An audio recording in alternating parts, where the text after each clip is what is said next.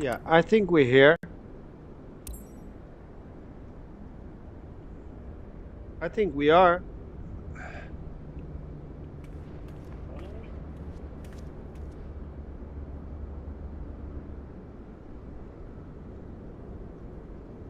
Wait, you're not live, are you? Oh, you are live.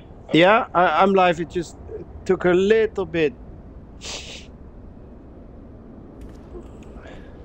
but I think the delay is, yeah, it is a little bit better. But do you know what is bothering me? Is that Yeah, what's that? what? No, it is a little bit better. I just noticed by what you just said. There's only like a 7 or 8 second delay. Yeah.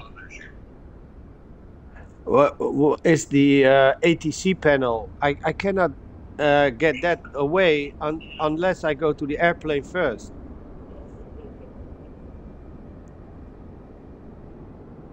What? Oh, I don't know. I was listening online. I mean, it doesn't. It always takes you to the outside of the aircraft first. Yeah, I mean, I always start outside the aircraft, and that's okay. But the thing is, I cannot. Let's see if I do with my mouse or. Oh wait, now I can. I think. Oh yeah. Huh. Okay. Yeah. Okay. So that's okay. Mm. Yeah, there's about a 7 second delay, which is a huge difference. Okay.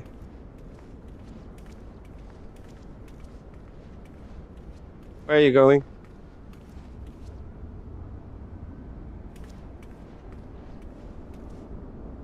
Which you did choose the 600. I thought you were choosing some. Oh, it was a livery you were talking about. Yeah. Okay, okay. So that means that I can go in the airport now, right? It means you can do what? I better turn the volume down on YouTube. I th- I think I can go in the airport now. Yeah, you can just walk right through the door like a ghost. Oh yeah. Probably right through the wall. I don't know. Yeah, I went straight to the door. It's okay, but I also saw that there was people uh, in the tower. Oh, really? Oh, you probably. I don't know how you can go up in the tower, but on most of these airports that are like this, you can. Yeah, So, yeah, try it. If I don't know where it is. 5 miles away from where you're at. Yeah, I have no idea where it is. Dude, I want to tell you, I watched a documentary, or not a documentary exactly, but kind of a short video on the history of, you know, the add-on pack that you got that was from like Swiss Airlines or something that gives you the realistic ground crew. Yeah, Bravo Airspace. Yeah. Yeah, well, all of those used to be part of like Swiss Air, and now it's kind of its own separate thing. But it was a video on why you see those vehicles in particular in so many airports in different parts of the world, and it went into just how the whole thing came about, how the companies were formed, and how they were part of Swiss Airlines one time. Okay. Anyhow, it was kind of interesting. It was because we had just talked about that, and then I seen a video about it. Yeah, don't you think that's a sharp-looking airplane? I don't think it looks comical at all. It's really a badass. I like it. It's really like a big fat little bumbo jet. Mm. Really, I like it a lot. Okay, just let the plane.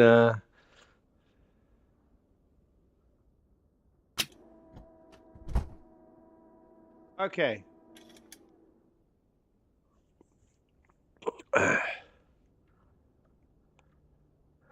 Just ask for some. Let's ask for a battery.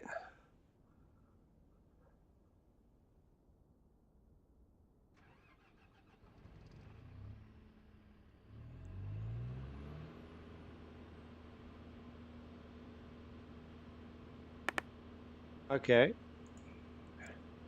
Request from.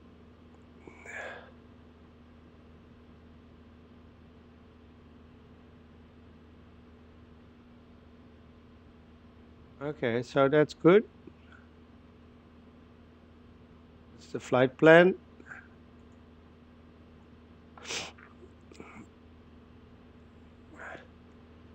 So first, let's get some power in.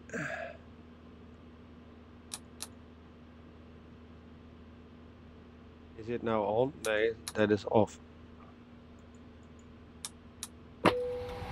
That's it. Yeah.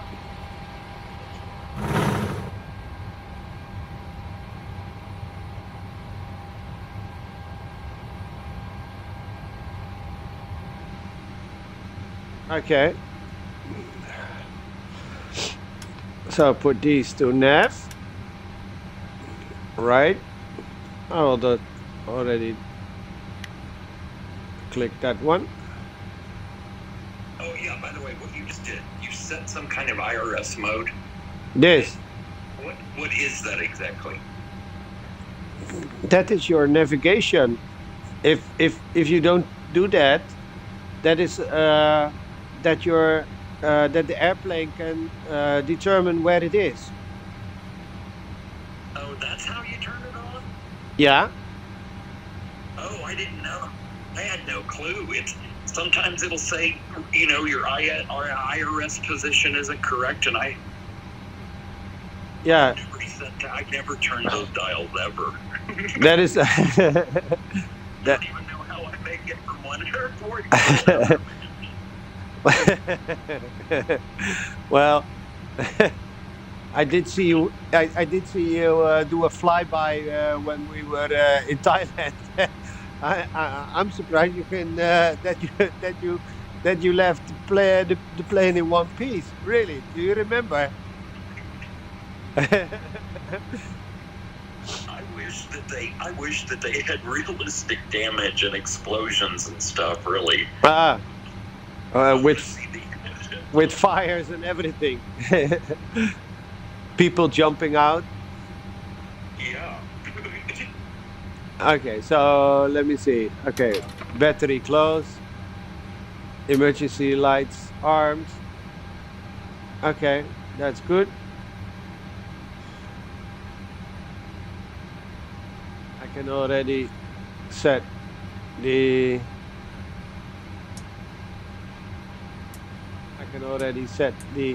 window heat. What? Oh, that was you playing back on YouTube. Oh. Is the probe heats? That's okay. So now I think because this is a new livery, so I think I will have to set the oh wait, equipment displays. Yeah, kilos. Okay. Yeah, that's good.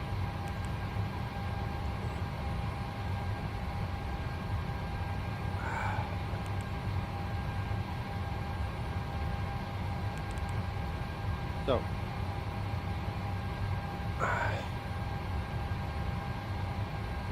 okay, first we go to the position analyze, GPS L, paste. Okay. How did you know which one of those GPS things to choose? You chose the top one. Yeah, I just saw it on the YouTube. They say, oh, just always choose the GPS L left, GPS left. Okay. I don't know why, but yeah.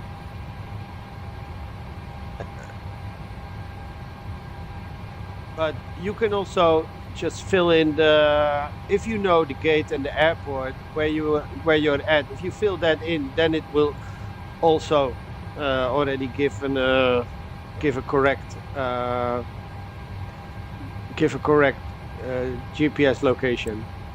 I will set the baro already. Okay, 1024.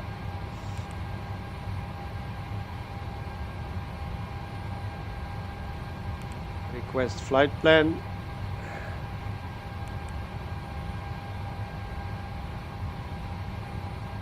Okay, wait, I will just go back to the to this one first. You weight and balance.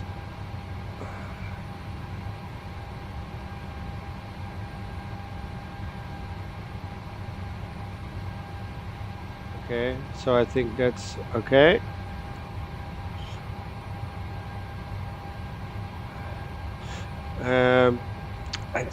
I just want to make sure that I have it correct. So I think that is, yeah, it's got, okay. Yeah, it's got it. I think 6.5%. Okay. So we go back to the FMC. Oh, I think we already did that one. It's okay. Set payload. Set fuel.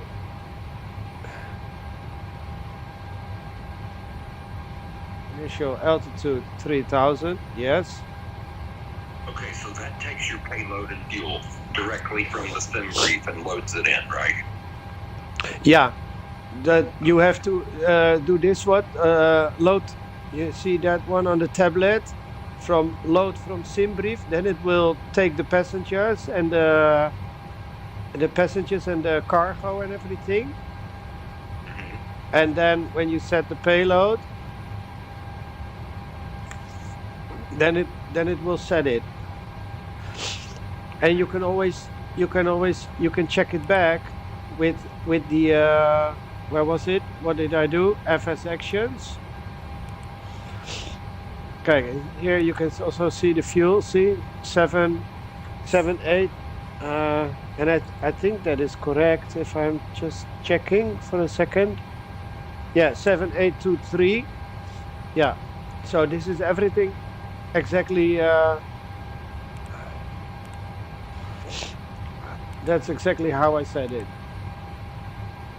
No, I was not there. Wait, where was I?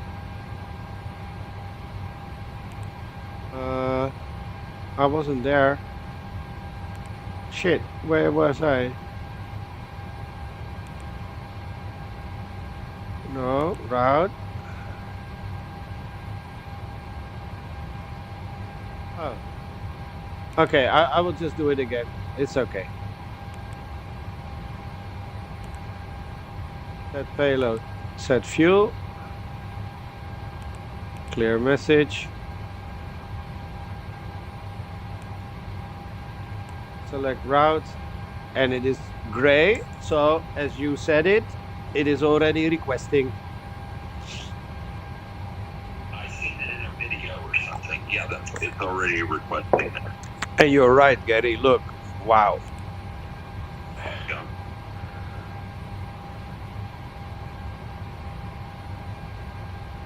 Well, for like a month or two, I would just go ahead and click it anyway because I didn't know. Yeah, I also click it. Okay. So I can activate now, or first I will choose the departure and the arrival. See, that's when I would click activate at this point and then go to departure and arrival. But I'm just telling you that because that's how I do it. So yeah, I'm wondering if you can do both. You're doing it right. I'm doing it wrong. No, you can do both. Which runway was I taking off from? 25 with the olive. 25 with the olive. Sit Okay. And the arrival is 18 with EDPs. EDPs. ILS, is it Z? Oh shit. I think there's only one ILS Z, yeah. EDPs. Yes. Oh fuck. What is my transition? Okay.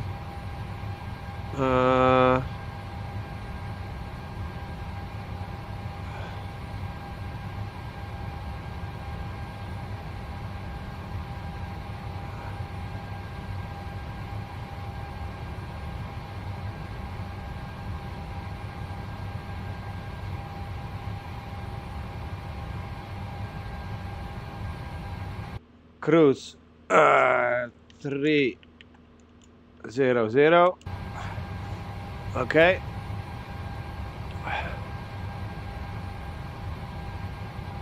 And my arrival is EDPs, and we Roxon. Okay, so we will choose Roxon. I will already send this to ATC.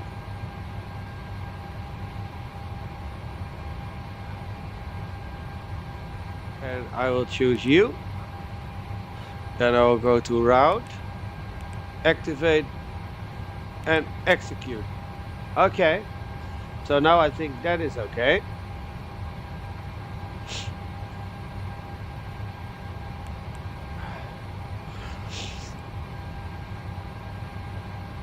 So I will request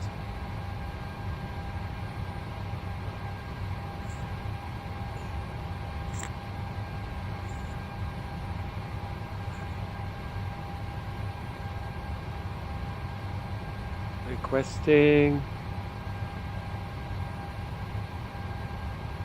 Okay. Loading 78. I think that's about right. The thing is, I thought I said to you earlier also, first I have to execute it and then I can change the, and now I can change the altitude and change again.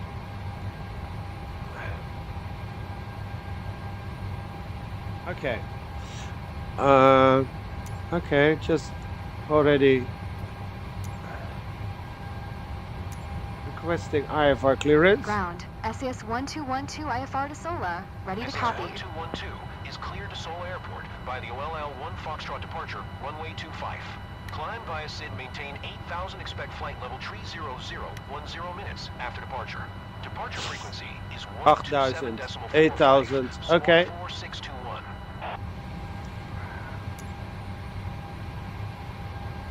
Cleared to SOLA. Via the OLL 1 Foxtrot departure, I will runway put this 25. already in 8,000. Climb via SID, maintain 8,000, expect flight level 300, 10 minutes after departure. Departure frequency is 127.45. Squawk 4621. SAS-1212.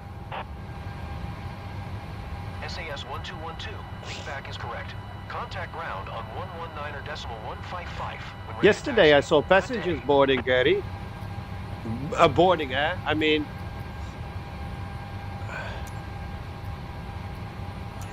You're 600? Ground, yeah, well, you don't see them inside, but... On board? Yeah, see, SAS-1212, a ramp is on its way. Look.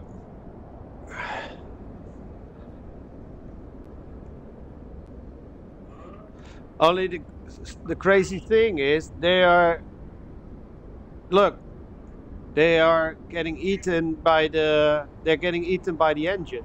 They don't go to the jetway. Well, they're getting ground up. That gives... Yeah. They're getting ground up. You will get a lot of meat. It's okay. They will be vaporized by the engine. But... Is that where they were getting it yesterday? Yeah, also. Yeah, I don't know why, but it's okay. You can still see them, so Yeah. That's beneficial. I mean, that helps. I think. Now, is this just? Well, you don't know because you just discovered this yesterday. But why haven't we seen this before? I don't know, to be honest.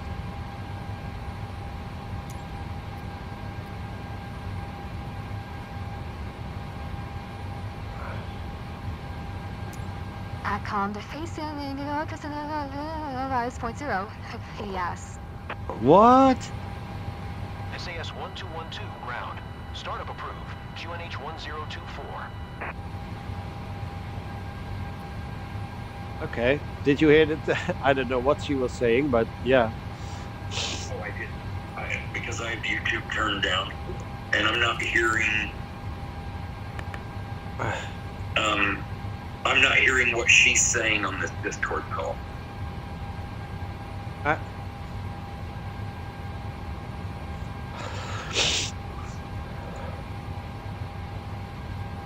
Aircraft. Import from aircraft. Oh wait. Oh yeah. Import a minute.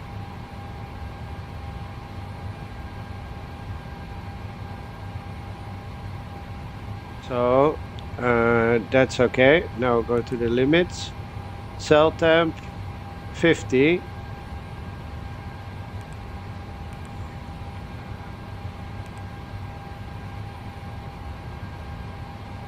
What? Oh, that was you hearing yourself again over YouTube. Oh, okay, sorry. No, it's not your fault. I had to turn my YouTube down again. Takeoff 2.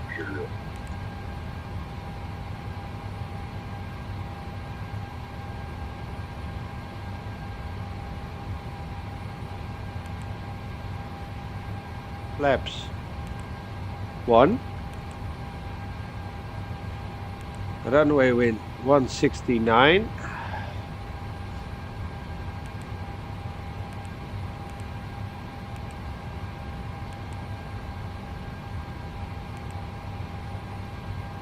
Runway slope, I think that is 0. Yeah, 0.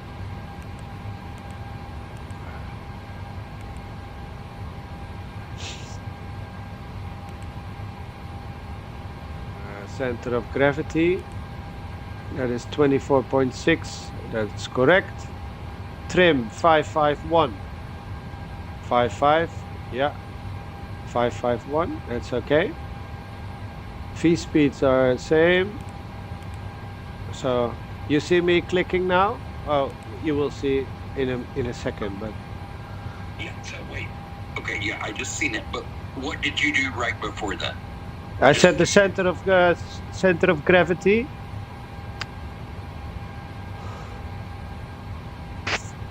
Oh, sorry. One VR and V2 just popped right in there when you clicked on them. Yeah. Then. You probably entered your flaps in too first, right? Yeah. First, I do my flaps. Then I do my center of gravity. If those things change for some reason, this is like the number. I will show with the mouse what the computer calculates. Okay, and then you just. And then if you press that button, it will say, I accept this speed, I accept this speed, I accept this speed. Sort of, so that you paste them right there.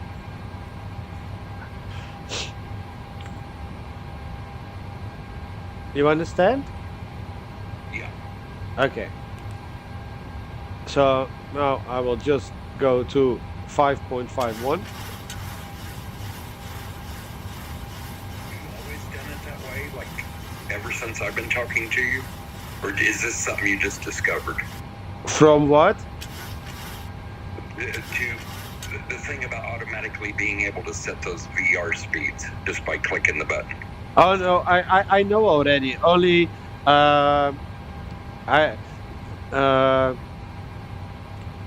because the Bravo doesn't have the calculator for taking it. So then I have to use SimBrief for the with the takeoff performance, and it always gave me other numbers than what was in the computer calculated. So then I really just type what I see in the SimBrief, and then I wait 1 second. 5. Yeah, that's okay. Then I would just what you see. Then I would just paste in like 1, 3, 2, and then click the button next to the V1, and then 1, 4, 1, 3, 5 for the V2, and then I would just use the numbers that SimBriefs gives me. But the numbers from this tablet is like really it's the same as what the onboard computer calculates. So then it is easy. Then you can just like copy them.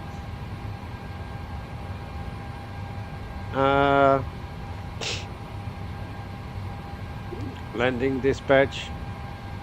What was that one that we're landing on? 18.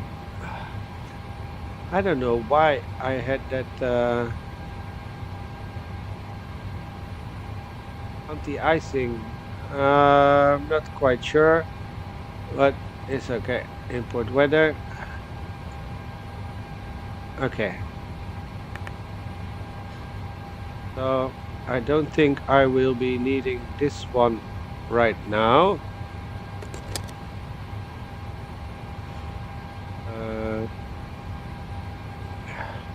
Just check my legs.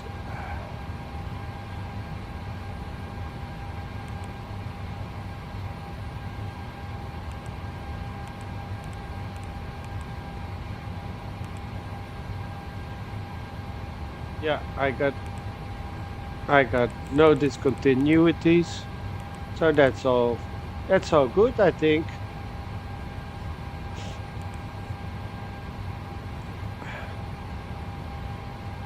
Yeah, flight level 3. Okay. How's the passengers doing outside? Oh, okay.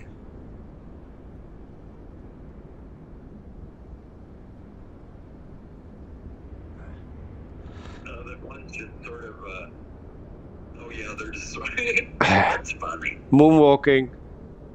Yeah. Okay, I already did a startup, asking for startup. These I will just put to 130, 140 is okay. What was the runway heading?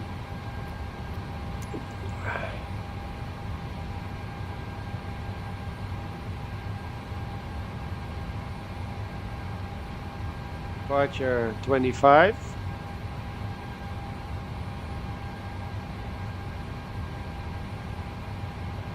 Two, 4, 8. Okay. Oh.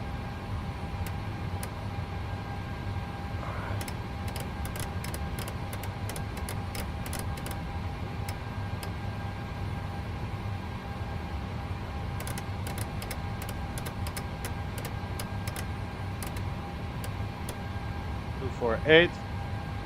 Okay. So for now that's okay. I will just up.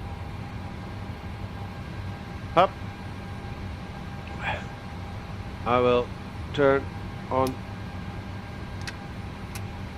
Did the wife text you about the coffee yet?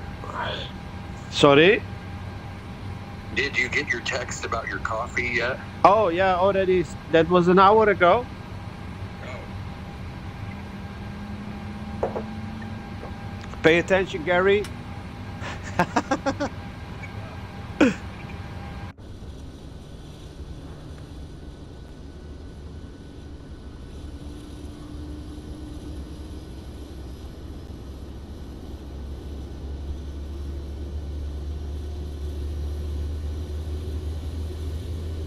Yeah.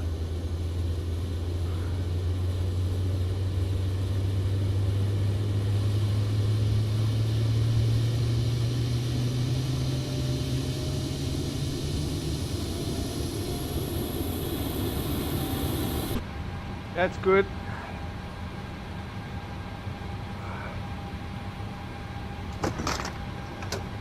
Oh yeah, I like my window.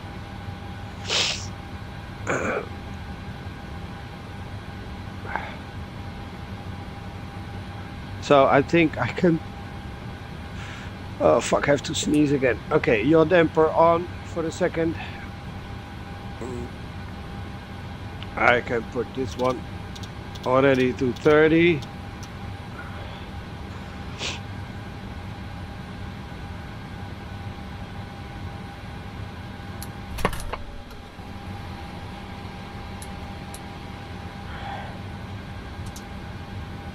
APU bleed.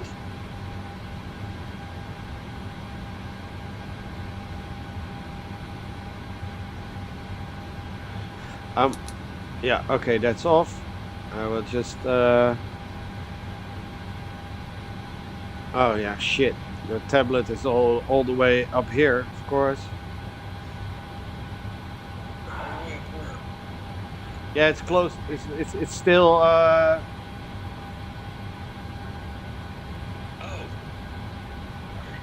yeah, it's still like connected to the window. It's okay. I will close it.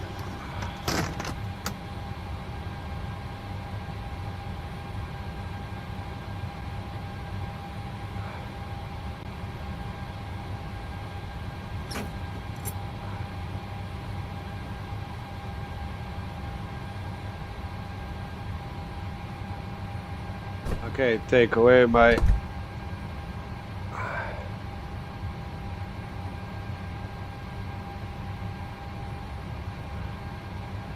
okay, I think those are all good.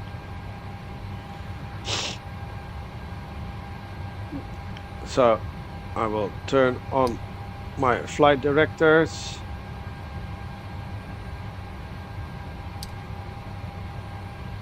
Flight director on.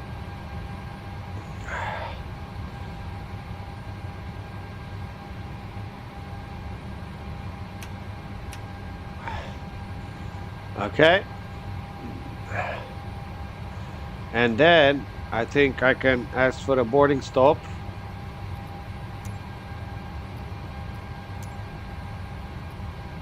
Ground, SAS-1212. I am done with the boarding.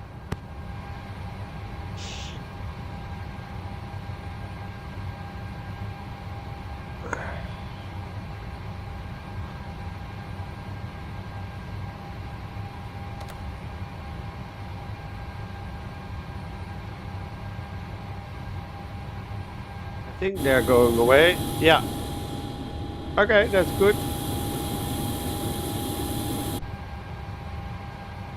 I haven't checked. Carrie, can you see if all these people are talking to me in the chat? Yeah.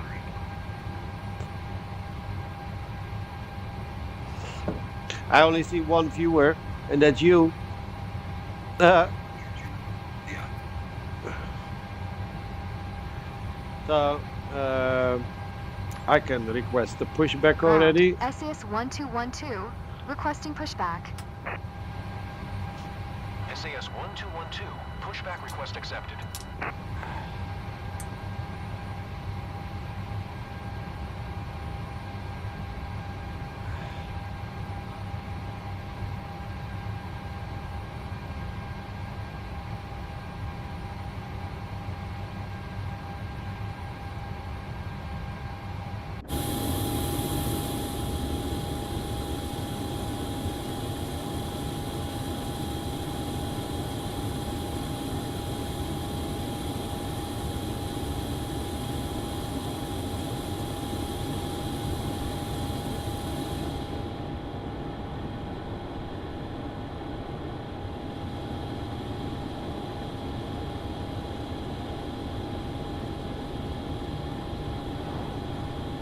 Oh, come on.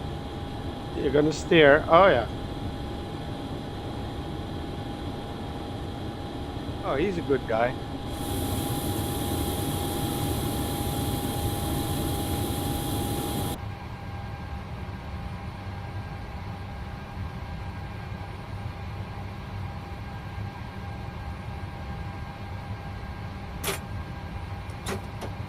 Okay, parking brakes on.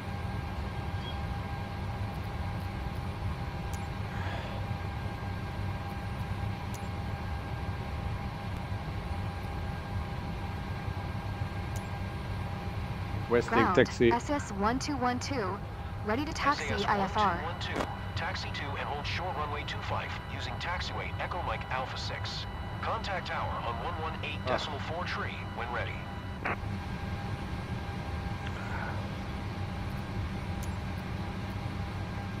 Taxi to and hold short runway 25. Via taxiway Echo Mike Alpha 6.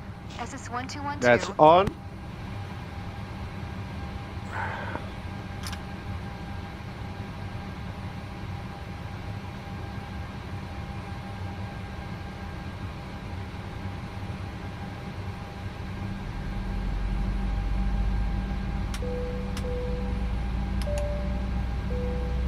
Itu.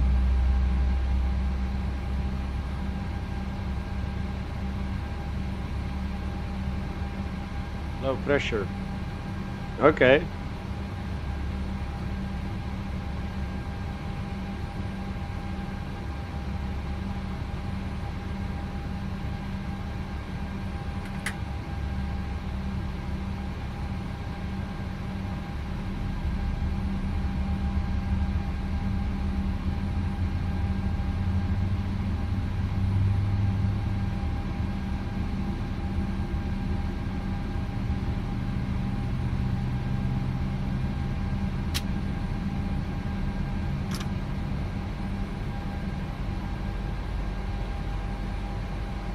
Yeah.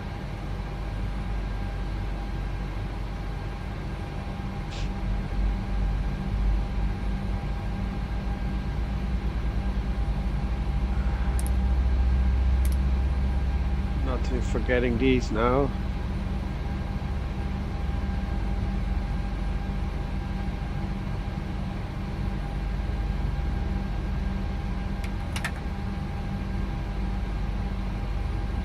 Flaps to 1.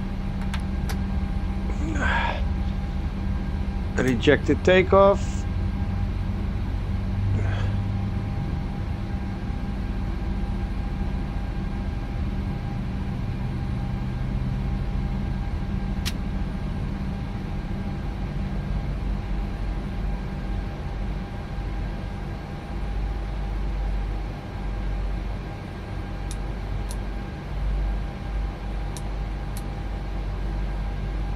Okay, APU can go off.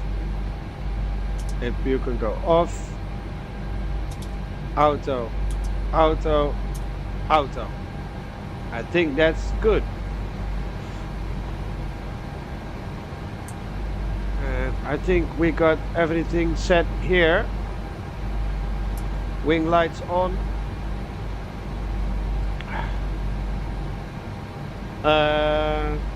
Yeah.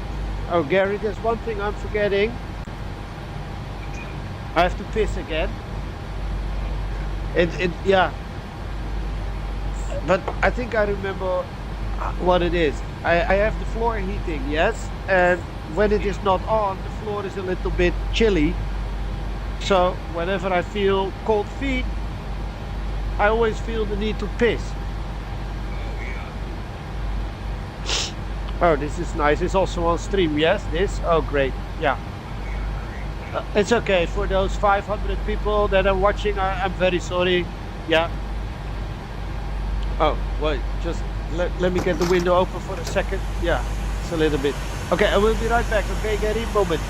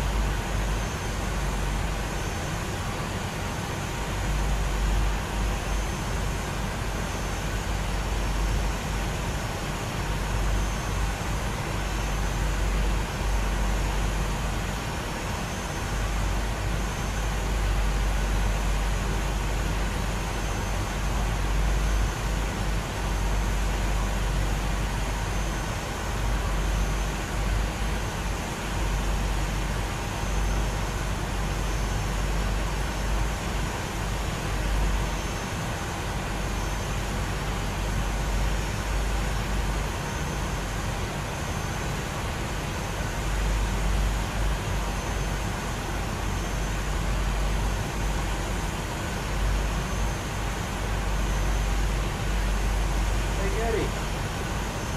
By the way, why did you not jump in an airplane and fly with me?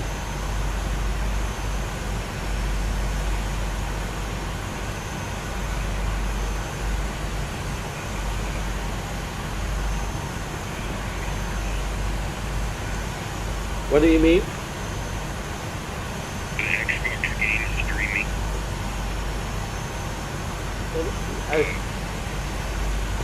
You mean to stream also? No,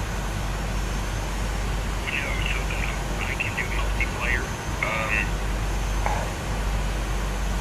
Oh, you don't have the Xbox Game Pass.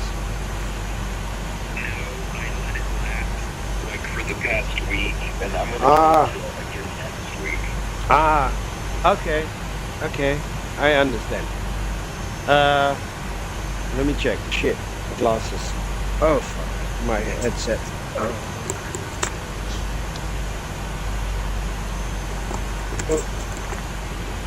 Okay, I got my flap set. Yes.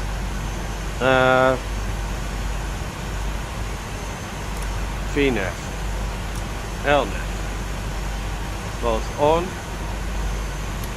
Auto throttle on. Auto brakes rejected.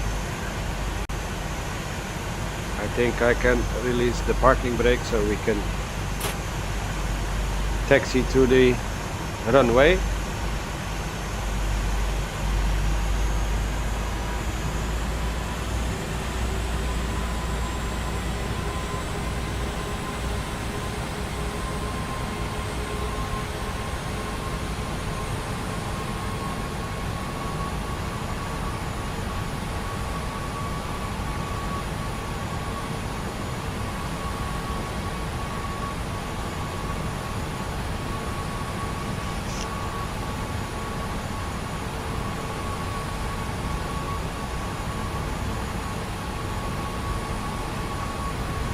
This thing builds up ground speed really pretty fast.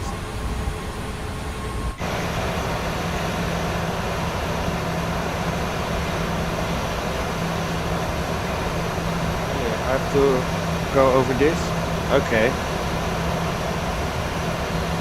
Wow.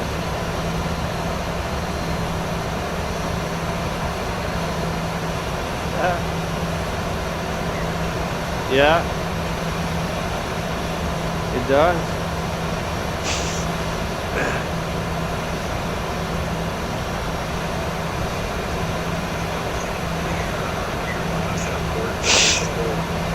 There's a whole fancy entrance to this airport, like if you're in a car headed towards the airport.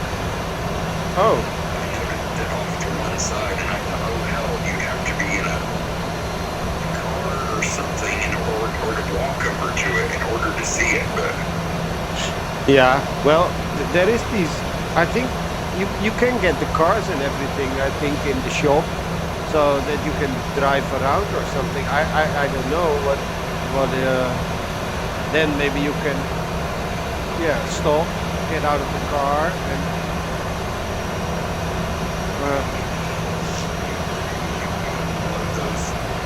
like if you have one of those cars you load it in just like you would load in an airplane. Yeah. And then drive it. I've only used it a few times. Did you see, by the ones there? I don't know. There was this post once, and that was that these people asking like for double cockpit thing. So that means that when you're flying, that I could sit as your co-pilot next to you. That would really be amazing. That would really be great. Position, caution, other traffic. In the flight simulator with like, I think simulator 10 or something. Really?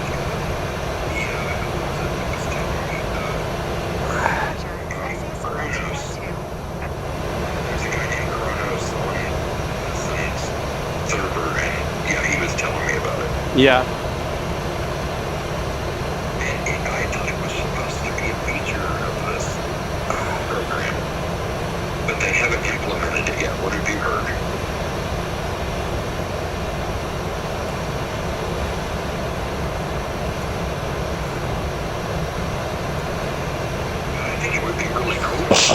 Yeah, it would. Ready for departure. IFR Sola. SAS 1212, QNH 1024. Cleared for takeoff runway 25.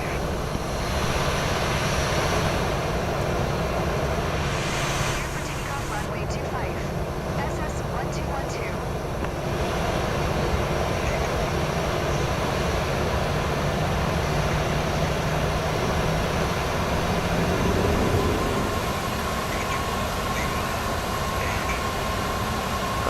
I think one is sold already,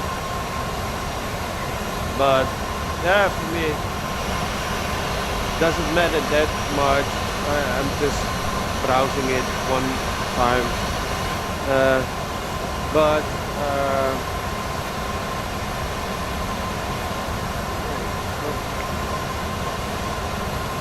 yeah, I think I have to make a turn on the end over there.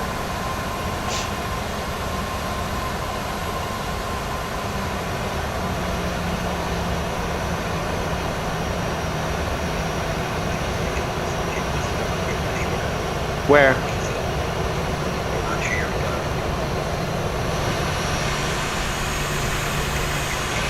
Yeah. Yes.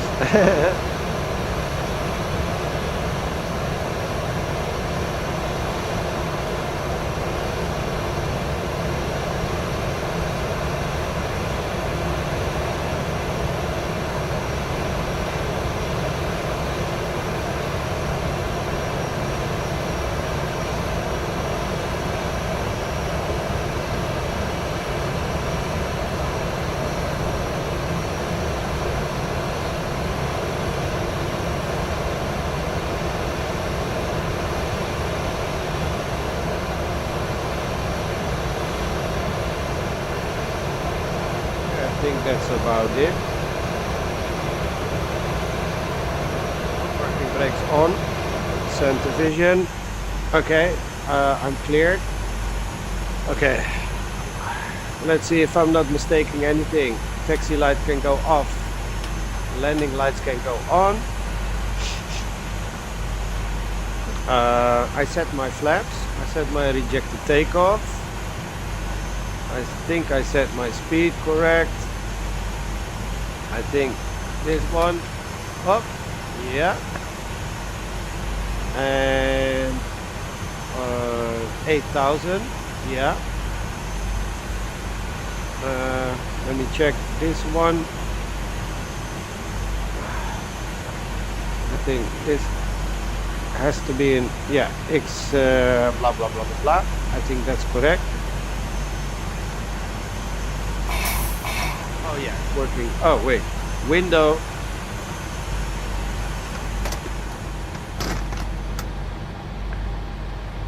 Okay, I think I got everything, Gary. I am missing something. Auto throttle is on. Flight directors are on. Flaps is 1. I think I'm. Remember, if you ever forget to close the window, it will close automatically for you when you get cooking down the runway. Okay. Yeah, because for sure there will be a time that I will forget it.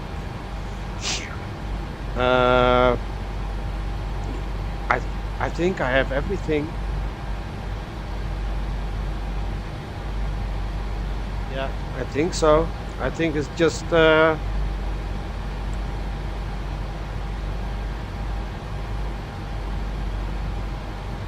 parking brakes off and half throttle. Toga on.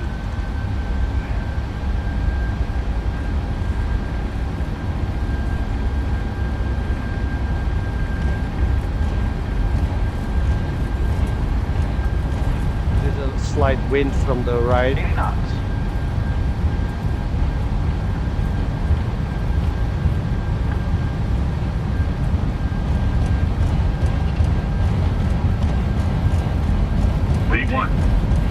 Rotate.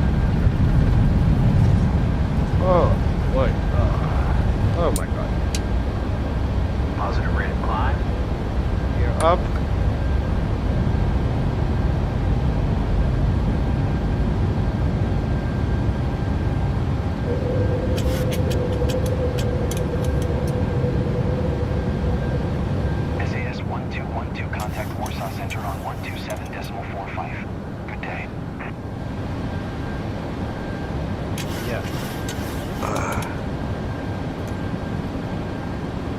127.45. SS 1212.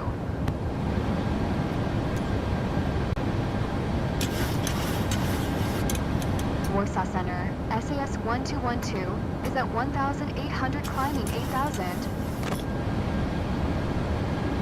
SAS 1212, Warsaw Center, QNH 1024, radar contact, continue souping.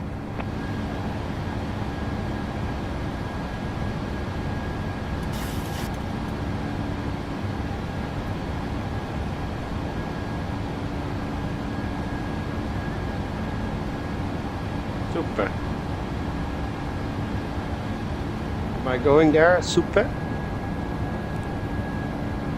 Super. Is that where you're going?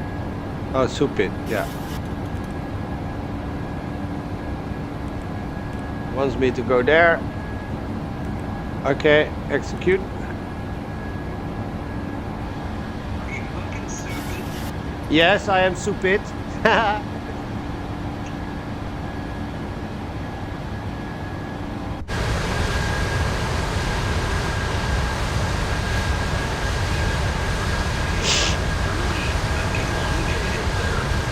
like in big long strips. Yeah. It's for the agriculture.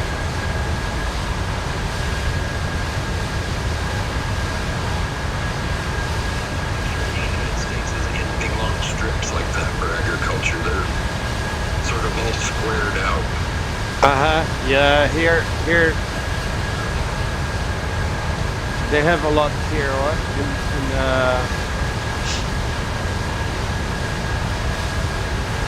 does it look nice on the stream? SAS 1212, climb and maintain flight, level tree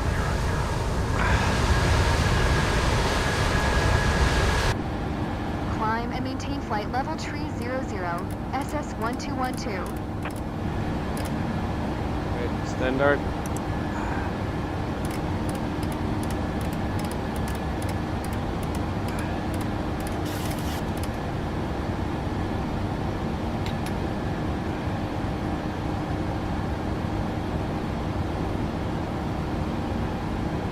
I think that went well. Rejected takeoff. Off.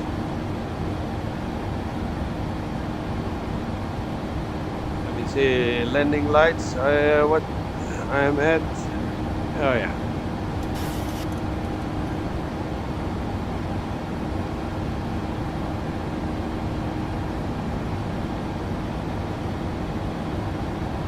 Yeah. That's okay. That's about 10,000. It's an okay.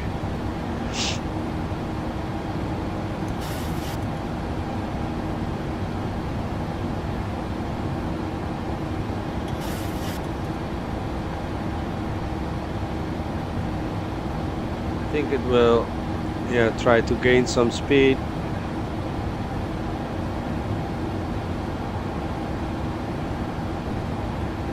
Climb better.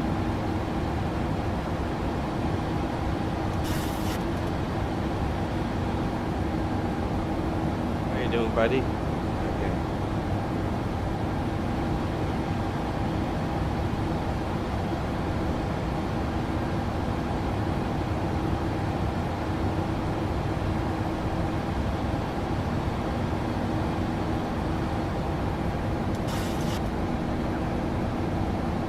This is all set.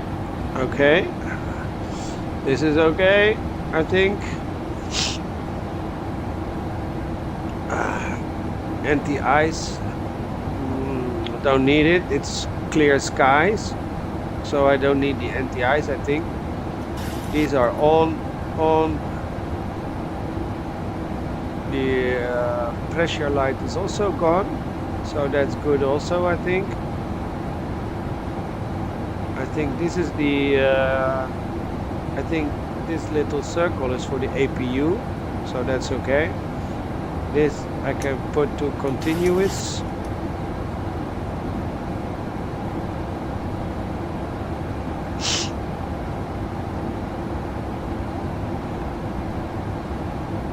Yeah, I I think we're pretty much set.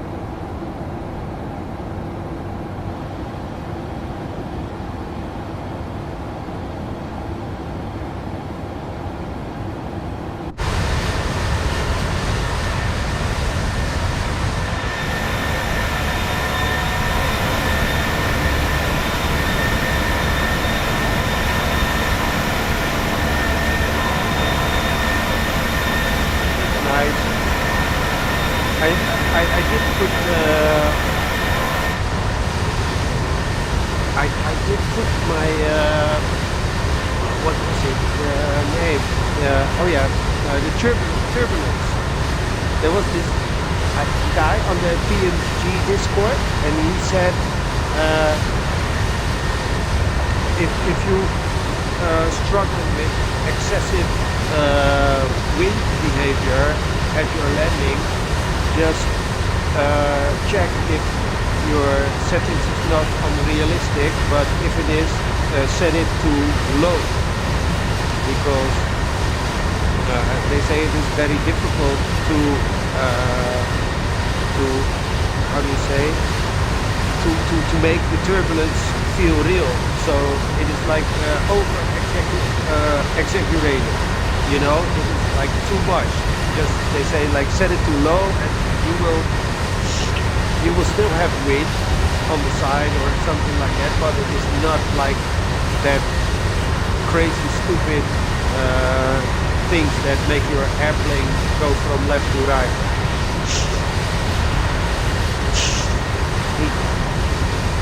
Okay, I think Simbrief can go off now.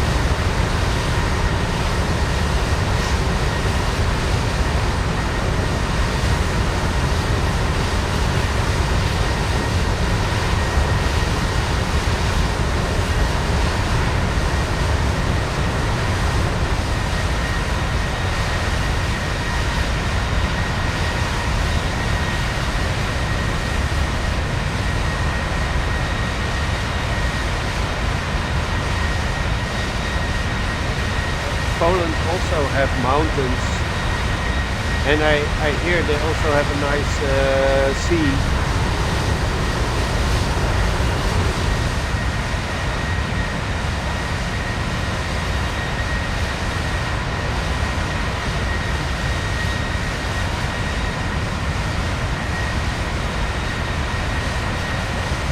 You have all these landmarks on, Gary, in your sim. These things, not really.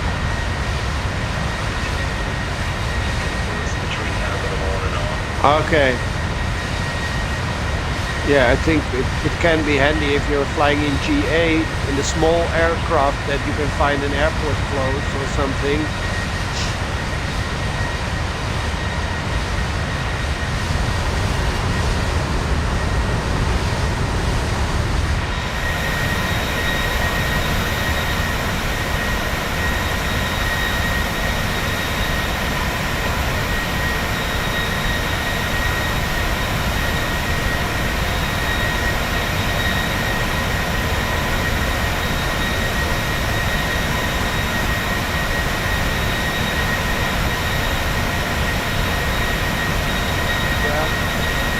Despite not having all the goodies and everything, it is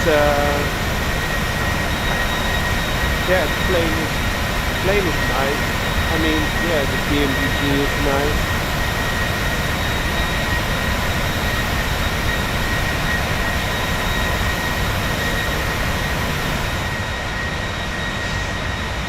I haven't flown the Max 8 from the Asobo.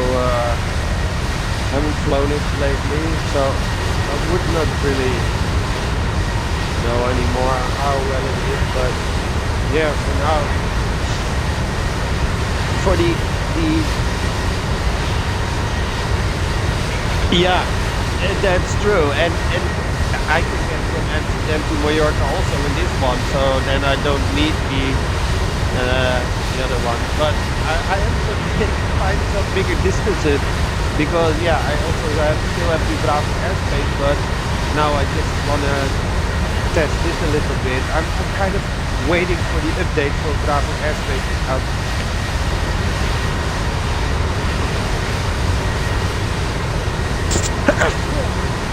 sorry. They said they will. Oh, fucking hell. Sorry. It's good I set my channel to not suitable for children, I think.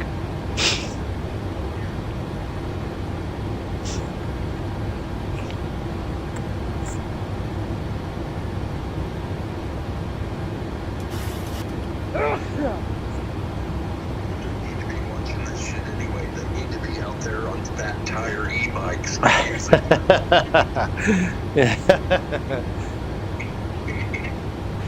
Yeah. Oh, fucking hell. Ah. Yeah, no, I was watching that tram video in The Hague, and as the tram would go down the tracks, I would see lots of people on bikes, but I didn't see any like fat tire e-bikes. No, they're more in the. Maybe they. I don't know. It is normally it is a little bit depends on how do you say how rich is the what kind of group of people live in the region of where it is driving. You know, there is this in The Hague. They got this neighborhood. It's called Schilderswijk. It means painters. You know, like painters area.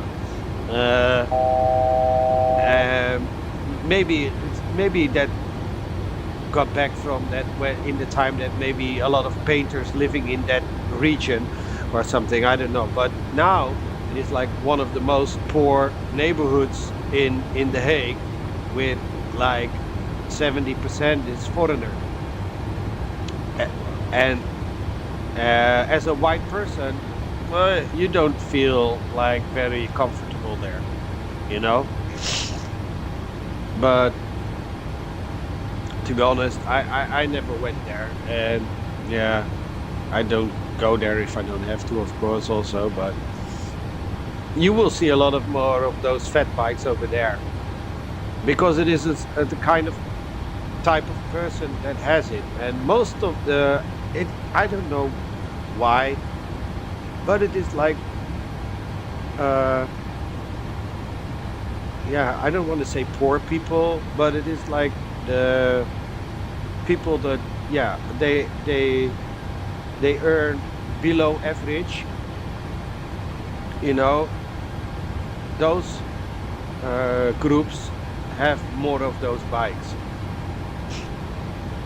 and Probably because of the. Well, I don't know. It just depends. I know here, it wouldn't be people like that would have the bikes, because most poor people don't have electric bikes at all, yeah, because they can't afford them, but they would have like a regular bicycle. yeah, So, but I would imagine over there, since it works the way that it does, that it's sort of a bad element. Like most of the time, the bad element is associated with the fat tire e-bikes, right? yes. And for me, I tell you honest that I don't really know. How do you say? I really don't know how they afford it, you know, because they are on minimums. They get like welfare, and still they can afford they, you know, they need money for the government for their monthly, just saying like monthly staying alive. But then how can you buy a bicycle from €1,000 or up? I don't understand that, really. Yeah, that would be really hard to save to get it. Yeah. If it was a primary vehicle, I guess that might be one thing, but they don't have to choose a fat tire bike. Like, they could choose a different kind of But still, the other bike would cost money too. Do they have good public transportation there? Yeah, of course. Also, you see the tram. Also, there is the tram. There is the bus. They have the train. Yeah, they have it. Uh, yeah, I don't know. I don't know how come. Like, is it cheaper for them to get around on their bikes? Of course, sure. In the long way, it is. I mean, if yeah, if you and the bike is faster, you know, because you don't have to wait for it to arrive, the bus or something, and the bus that never drives in a straight line, so it can be yeah, it can be better to it can be better to just have a bicycle. Here in Holland also, I mean, that's why so many people we have bikes, because yeah, transportation like in a city center is always more easy, and because the distances from where we live is not like that it is like not, it's never that far, you know, so it is much more cheap and more healthy to just ride a bicycle than to go with public transportation. What is that? 110.3. So that's a good reason for them to have their bikes. If it's cheaper, Yeah, of course you're talking about an e-bike, which is more expensive. I mean, you can pay thousands of dollars for a regular bicycle too. I didn't realize that till a few years ago. yeah. It is really expensive. Also the normal bikes can be, but you can buy also you can buy second-hand used bikes, you know, for like 100, 200, 300 euros, or you can get like how do you say, like a construction store where they also sell bikes, you know, and they sell bikes also for 400, 500 new, and you don't get the electric. But yeah, the thing is, I mean, we never drove electric before, you know. We grew up with bicycle with the power in your legs, not in a battery.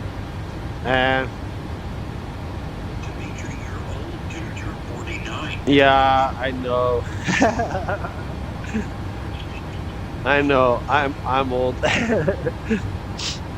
That's true. You didn't grow up with horse and buggy. I grew up with a dog sleigh. With a, we had the sleigh dog, the white one, and yeah, he pulled me also in my little cart. So yeah, that was nice also. Uh,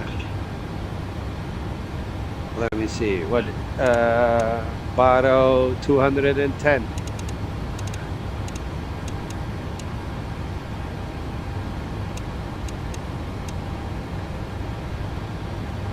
Did I already had to go somewhere or not? No.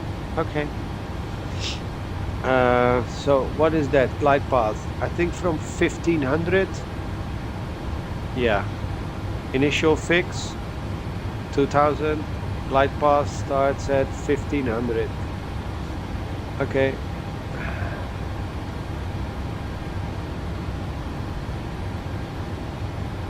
So I will put this back to 1500. They're lucky to have the e-bikes.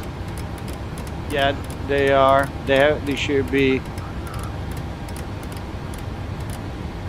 There's probably some of those cases that are totally legit, and other cases where you've got people just totally using the government Yeah.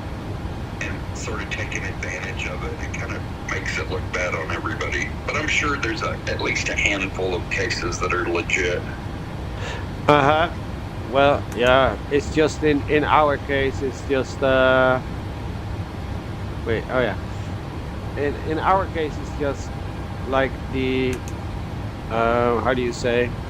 Well, just say the people that earn above average and more are paying for are paying for the people that don't earn that much. Yeah, it is just that is the social system here, you know, and it cannot hold because we get so many immigrants now, and they all depend on the social system.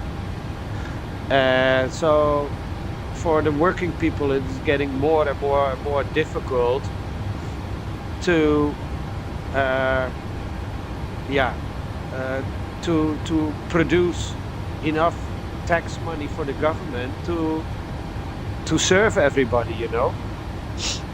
Yeah, it's not sustainable, man. No, It's just not sustainable. but yeah, what are you gonna do about it, Gary? Cannot do anything. Oh yeah. Let me see. You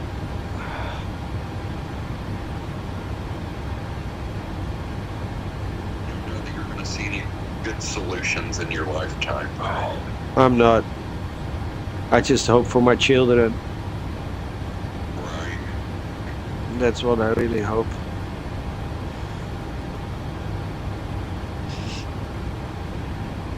Does your mom and dad think about all the change that's Well, they've seen? they're pretty old and naive, you know, and they think they still, well, my father is getting a little bit more awake now, but normally they just believe everything that's on the news, you know. They think that politicians are honest people. um, Not quite sure if they really 100% think that, but they do think that that these people have the best in mind for the country, but they don't. They only have the best in mind for themselves. But yeah, it's yeah, I'm not quite sure. They, I try to, sometimes I just send them videos and everything, you know, for that I want them to open up. But for them, you know, they're already 70 plus. So for them, I mean, it's not like they don't care, but it will not affect them that much because they're on the retirement plan already. So yeah, they worked all their whole life.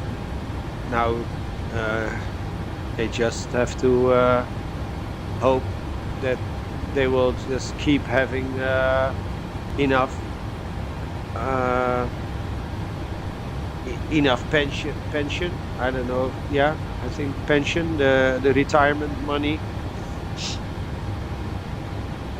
Ah, I hope for them that that it will be okay. Let me see. Flaps 30, one VREF 130 also.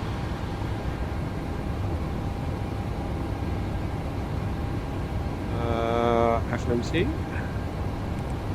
index approach. Yeah, I have to do that here. I cannot. That is so annoying that I cannot get a vision of this one. So I have to do it here.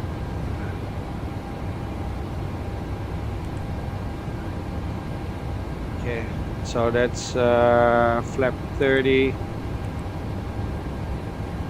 slash 130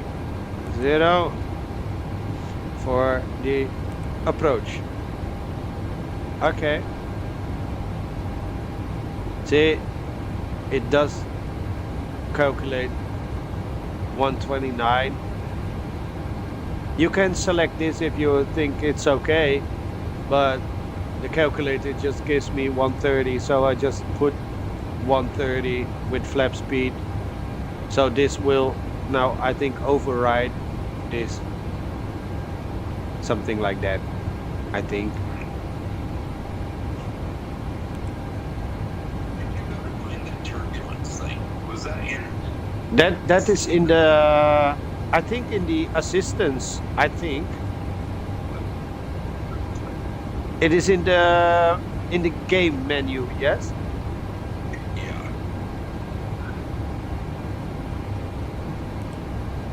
Turbulent. Okay. Yeah. Yeah, I found it. Mine's unrealistic. Yeah. Mine was too, and I put it too low.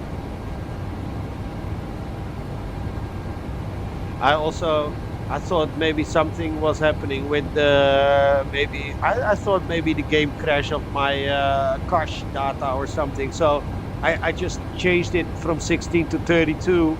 I don't know if that will change anything, but yeah, I just did.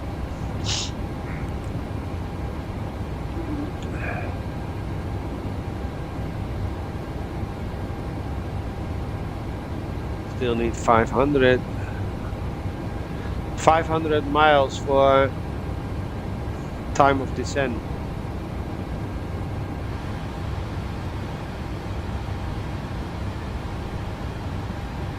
Just there's just so many things that yeah, I would like to know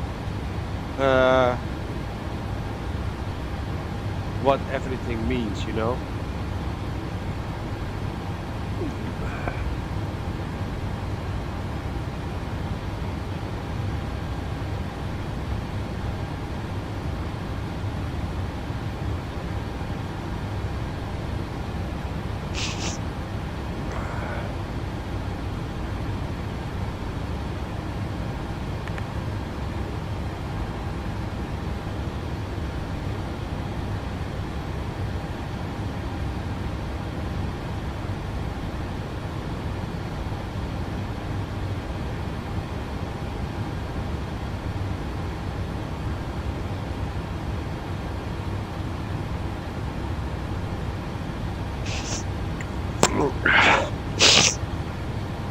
You can see the little map now on the tablet. Now you can see very easy where is Netherlands and where is Ukraine, Belarus, Lithuania, Estonia, Latvia, Moldova.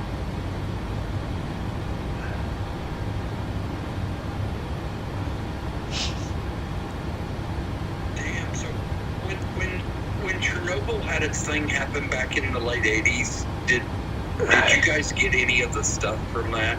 No, I think the wind was not in our direction. And I think it's a little bit far. It can travel that far, I think, but I thought like the wind was never like that high that it came to us. But you see there, I will put my mouse. That is, if you see on the stream, that is Mallorca, the little island over there. Okay. So it's far from France either. Damn, Switzerland's right there. Yeah, I need to look at the world map a little more often. I've forgotten where some of these places are and how close they are to one another. Yeah, in Europe they are, you know, like Germany. Oh, so speaking of, like, I see Belarus there. My brother was over earlier and he was talking to me about some fishing poles, or more specific, the reels that are attached to the poles. And he told me that he had gotten some one time from Belarus, and another time he got some that came from the Netherlands. And I can't remember what the brand name he said that they were. I don't know. He got them from somebody in the Netherlands. What? Fishing rod. The reels, more specific. Oh, the reels. Okay. Well, yeah. I'm not quite sure. I think DAM. I think that is from Holland. That is like a Dutch brand. Dam. DAM. I'll have to ask him But what they are. there's like this Shakespeare is also a very good brand, but that is not from. I don't think that's Dutch. Uh, Not quite sure which one I have, to be honest.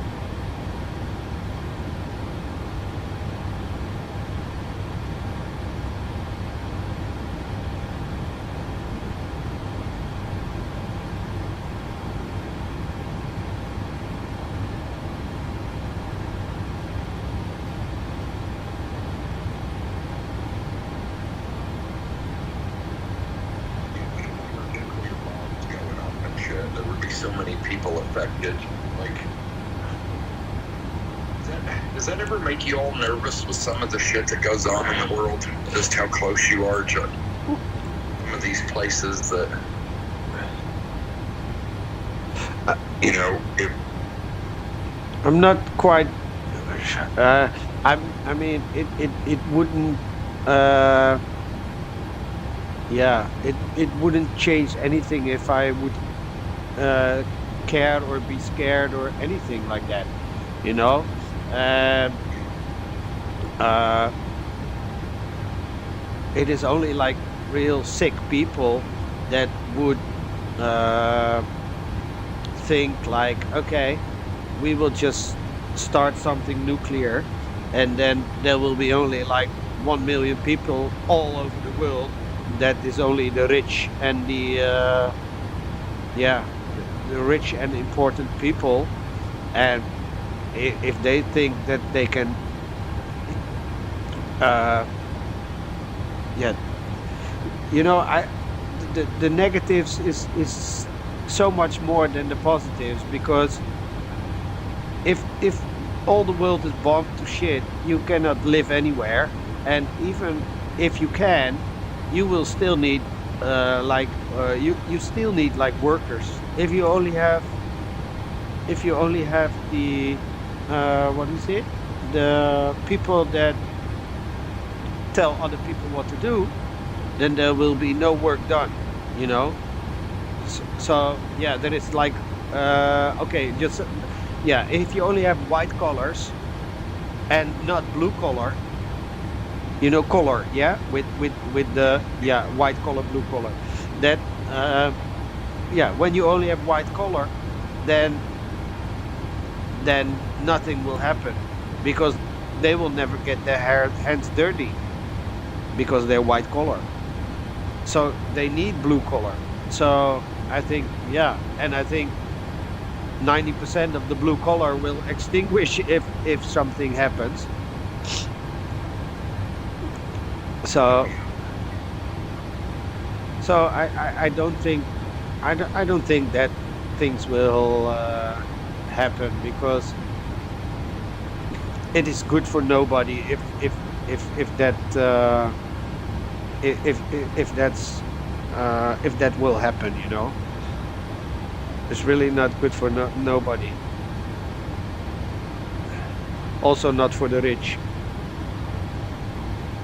Yeah, maybe they're we've got a greater chance of maybe something accidentally happening in the future than on purpose, hopefully. uh-huh. Well, I just The system have to be maintained. They can't just sit for decades and not be maintained and whatnot. Like, that's why I think something could happen accidentally years and years in the future. with a power plant or something, you mean? Well, I guess, yeah, with those two, but also with the nuclear weapons. I mean, they have to, there's upkeep that has to be done with them. I think it's just better to disarm all of that and do something good with the materials, you know. Yeah. In terms I think that those will get safer and safer. Yeah.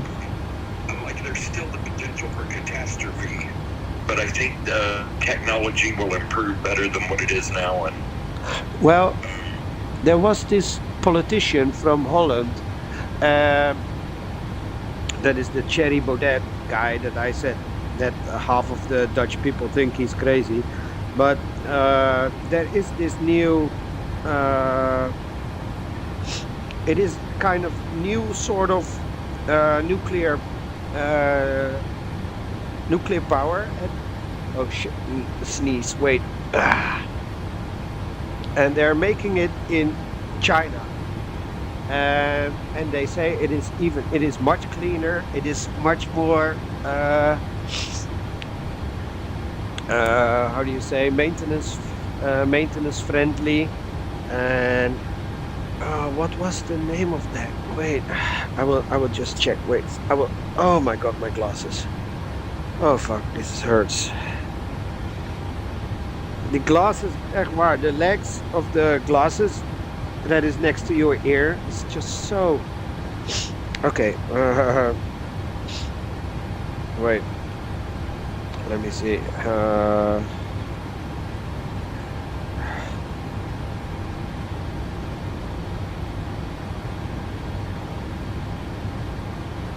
New sort nuclear energy.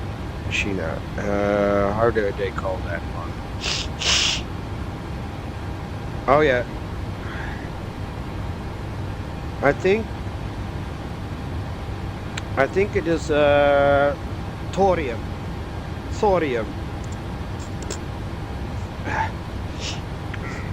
And it means there is thorium molten salt reactors. I've heard of those before. That is may not be exactly the same, but I've heard of a salt reactor here in the United States that they had decades ago. Yeah. Congress quit funding it, and it was supposed to be a design that was way safer than anything they have today. So maybe that's some sort of pickup on that. Yeah. Okay. Anyhow, go ahead. Well, yeah, they say thorium is more safe, more efficient, and more clean than uranium. And they say thorium is there is more thorium than uranium, and it produces less long-lasting nuclear waste, and the reactors operate at low pressure. What makes the risk of explosions and meltdowns smaller. And they say also the melted salt also functions as fuel and as cooling. So at an emergency situation, the salt can go to a freezing valve. It can go away into a safe tank where it will stolen, where it will turn from liquid to not to gas, but from liquid to how do you say that? Hard. That it gets hard. Solid. Yes. Yeah. And they say that is a passive security system. So China is building on this success with plans for bigger 10 megawatts or million mega, I don't know, demonstration reactors that have to be functional in 2029, 2030. Around 2050, the land will hopes to get 50 thorium reactors in use. So they say there will be research to the usage of these small compact reactors, so they can so they can do, what is that, with that ships in the sea never have to refuel.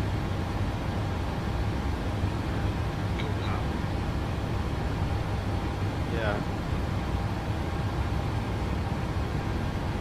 Say, okay, China hopes to get less dependent, hopes to get less dependent of uranium import, and finds ways to secure the big energy needs. Yeah, something like that. So that is, yeah, thorium. So yeah, if they would invest their time and money in that, then we would not have to build what is that, like acres and acres and acres of agriculture land to fill it with sun panels, or make all these ugly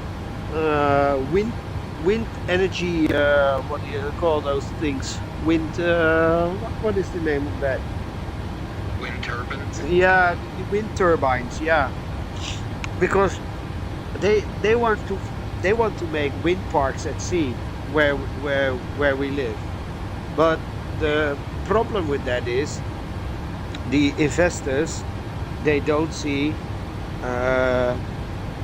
it. Well, simple said, it doesn't produce, it produces less than it costs, you know. So they constantly would need a government financial injection to keep it going. And that is why there is also so many people against that kind of energy. Because yeah, it is true, you know, when there is no wind, these things are useless.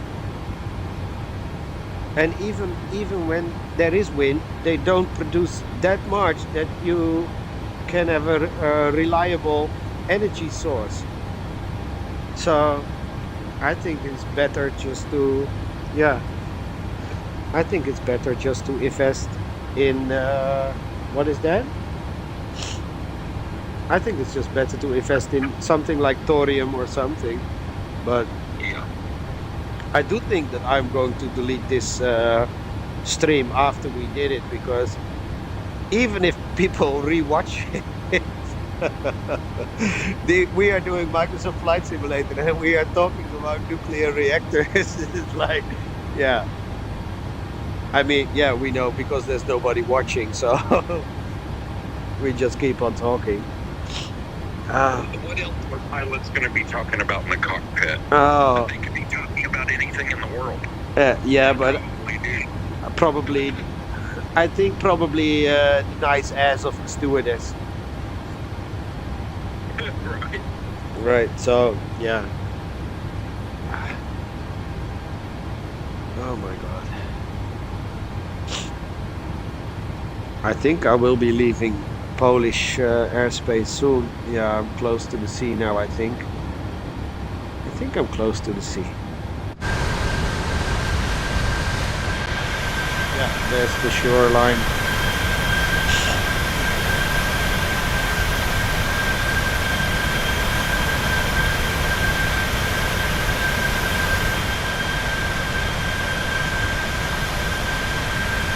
A little bit low, you know. I still got a lot of clouds.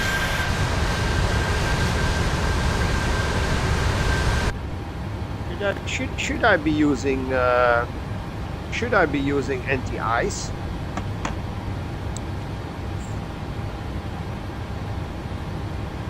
What do you think? You probably don't need it up where you're at, I would say, but maybe. I thought if it is below 10 and you are going through moist, then it is better to have it on. But let me see. Where is the outside air temperature? Must be somewhere.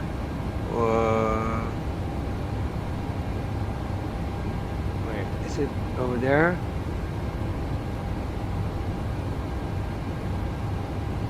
No, it's not. What is my outside air temperature? Oh, here. True outside air temperature, -20. Yeah.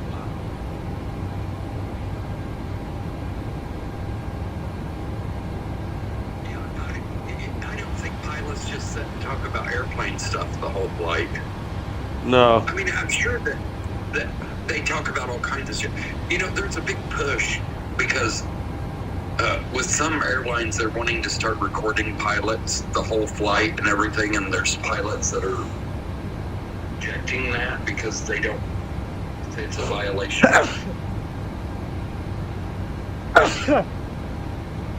Yeah. Well, yeah. But there is the thing of privacy and there is the thing of safety. So, and I think Safety, as long as they have like maybe I don't know, if they just have like an hour loop or something, that they could go back a certain time frame and be able to see what was going on. yeah. But I Safety needs to be the number one priority. I get that, but what the pilots are concerned with is that they're going to have to watch everything they say, because what they say their employer could hold against them just by listening in on their conversations and stuff. I guess what they're getting at. That's true, but yeah, it's like if they are like conspiring about flying the airplane in the sea, then yeah, I think it can be handy that can be heard on the voice recorder, right? More than likely, that would be the case. They would be conspiring about how United pays their pilots more than SAS Lot. 212, You know, like Alpha Center, Yeah. 1.8.0. it would be that kind of thing. But yeah, did you ever Going to do you remember what 11.0, that whole Malaysia Airlines thing where the whole, I think it was a 777 that just totally disappeared. Yeah, from the radar. Yeah. Malmo Center, SS 1212, flight level tree 00. SAS 1212, Malmo Center, radar contact, continue to Sabak. Continue to Sabak. So what if you're Yeah. doing that like computer thing on the tablet and it tells you that your trim should be minus like 1 million? What the hell does that mean? That you got something wrong.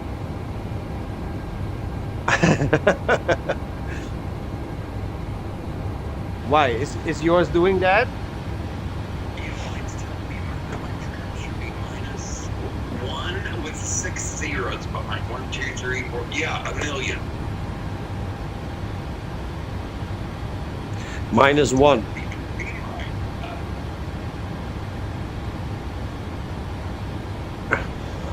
Take a picture of it. Yeah. I'll just go to get some go to toilet. Okay, we'll be right back.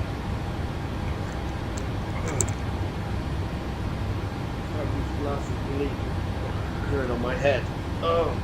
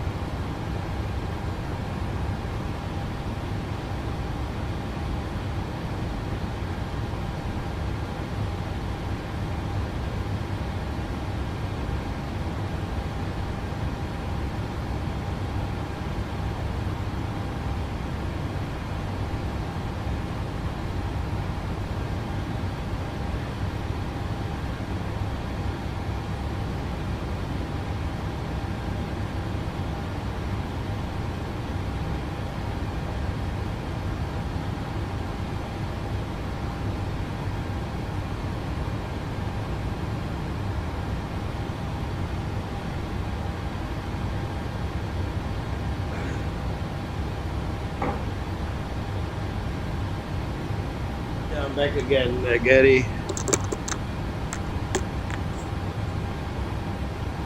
You still there? Oh, okay. Yeah. I just made a cup of tea. I think maybe coffee not that good, so better just make some tea.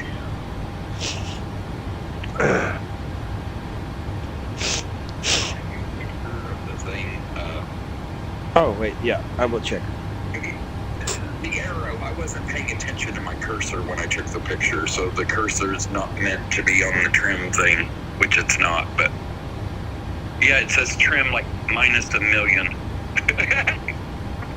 How? Then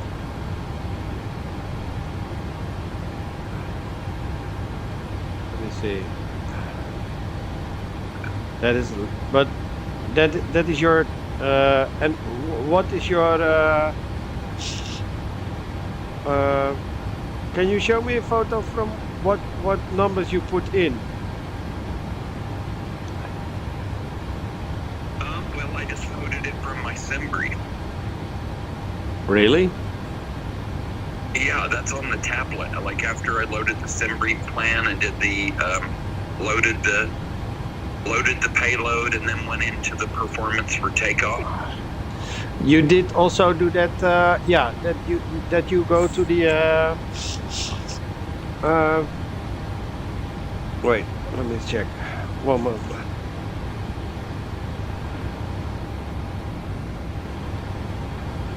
Okay, so let me see.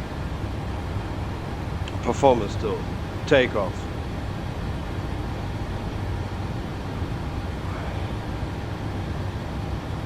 So, did you do import from aircraft or operational flight plan? I did import from. Oh, were you supposed to do both of those? I just did import from OFD. Well, what does your center of gravity say?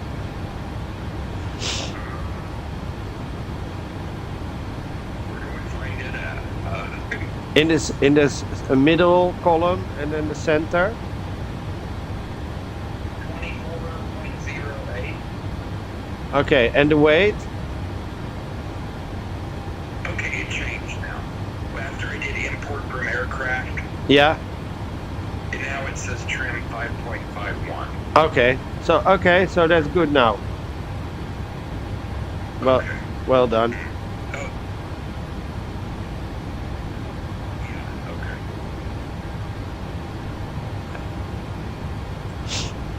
Ah, nice cup of tea.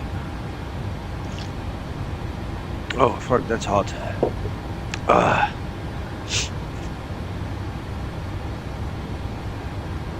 But you know what is a little bit like pity is that they don't make with the pre-selections of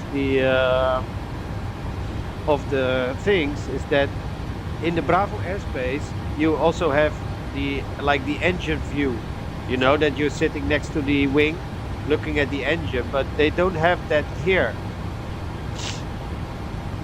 It's like they have this and this, and then you get this and you get this, and then you get that and that, you know, and then it goes back to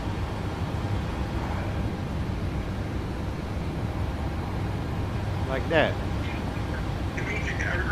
After I just entered my flap and the center of gravity, it did not let me just click BRB or B1, BRB2 and enter the number. It still wants me to enter them manually. Really? What plane? 737-600. Huh? But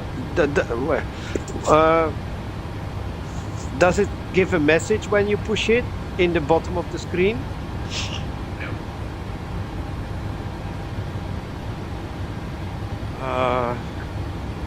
It makes me enter those manually.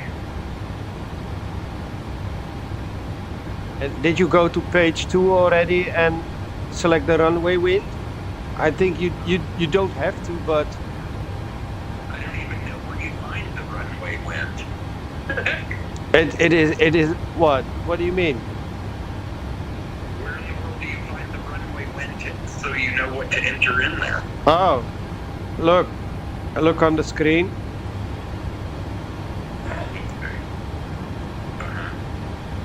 That is your takeoff.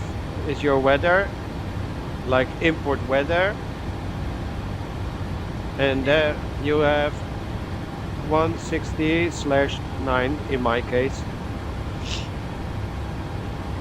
Okay, I have 000 in my case. And import weather. Press the import weather button. Yep, I did that. The wind is 00/0. Really? Yeah. Do you have realistic weather on? No, I turned it down to low. Yeah. Turn it to realistic.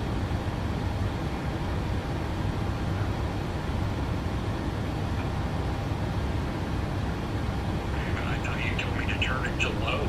No, that is turbulence. That was turbulence. Oh, okay.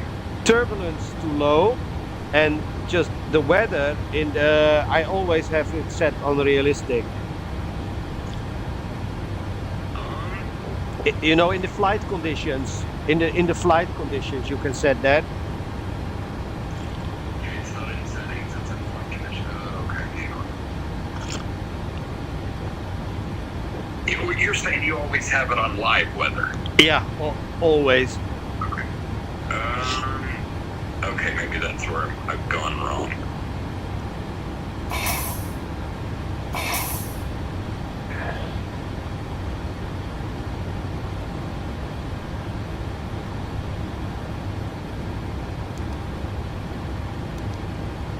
Nice pen. Okay, all right. Now I've got a number in there. Okay, so I typed that into the. I manually typed that in there, right? Yeah, in the page 2. Yeah. And then you do that number, I don't know what it is. And then you go, after you type it in, you just go back to page 1.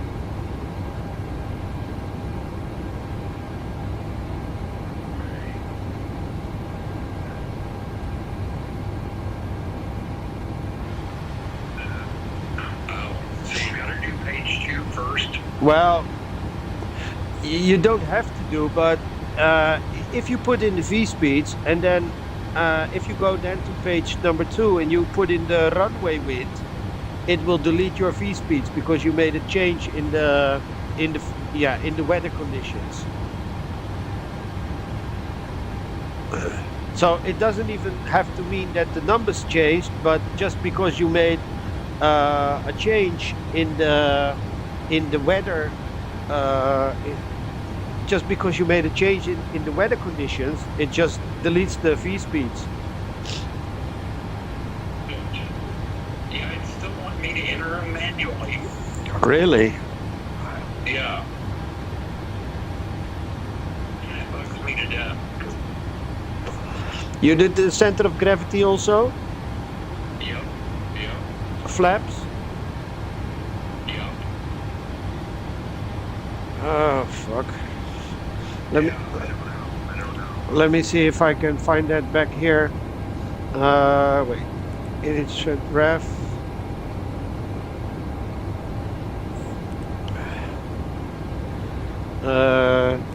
Takeoff.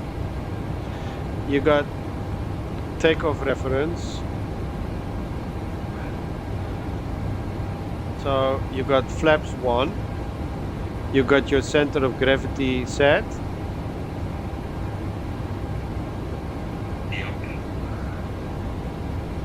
And I think also if you got your center of gravity set with your flaps, then it will also give you at the trim, it will give you also the same number as in your calculator. Runway is set.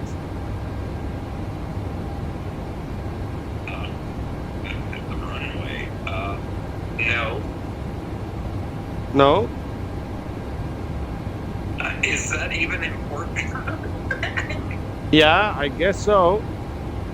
I think. Okay, so I click runway then apparently, or I just. Oh God, let's see. 18 left. Just but it should import if you did your flight, if you loaded your flight plan and you did your department and arrival. Did you do your department and arrival?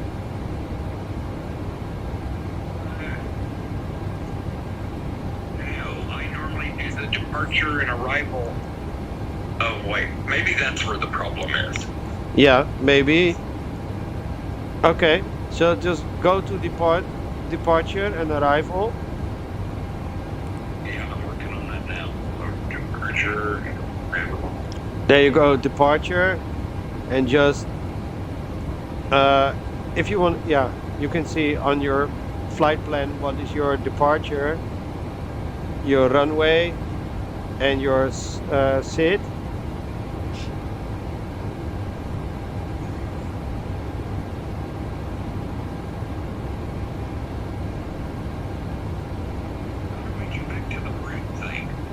Just no, did you do the departure already? I've done the departure and the arrival on the departure and arrival and And you executed them? Yep. Okay, then you just go back to init ref, the top left, Okay. and then you go to performance, or sorry, not performance, to takeoff. Oh wait, you're going to somewhere I don't normally ever go to. Okay, take off. Okay, well shit, my speeds are off, my V speeds are, I've already entered them manually, so now I won't be able to tell. Oh, no, that's okay. Just go to page number 2 and change the runway wind with 1 degree. Just do like, if you have 100, just do 100 and 1 slash whatever number you have there. Okay. And then it will probably say V speeds deleted.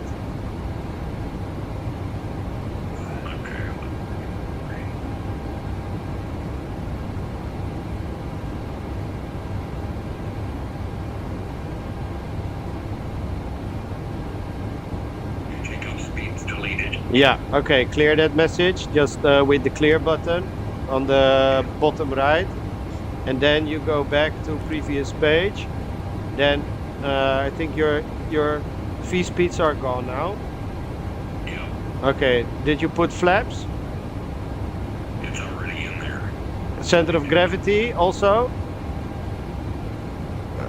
Runway is also there?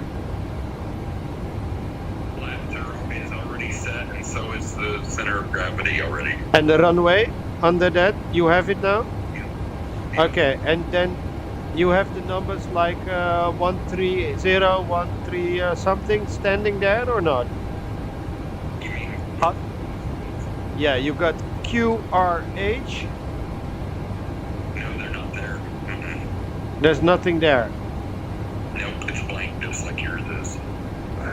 Let me try setting the flaps to something different. And okay, just set what you have now. Flaps 5 or 1?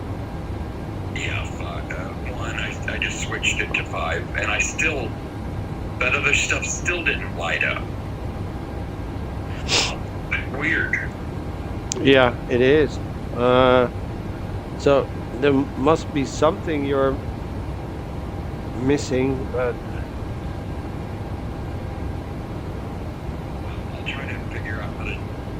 all this and try to start from scratch. It's aggravating, man.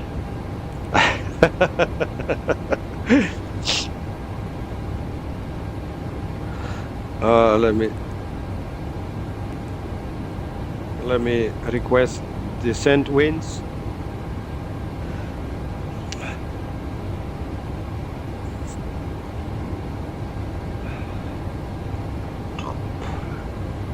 Pardon.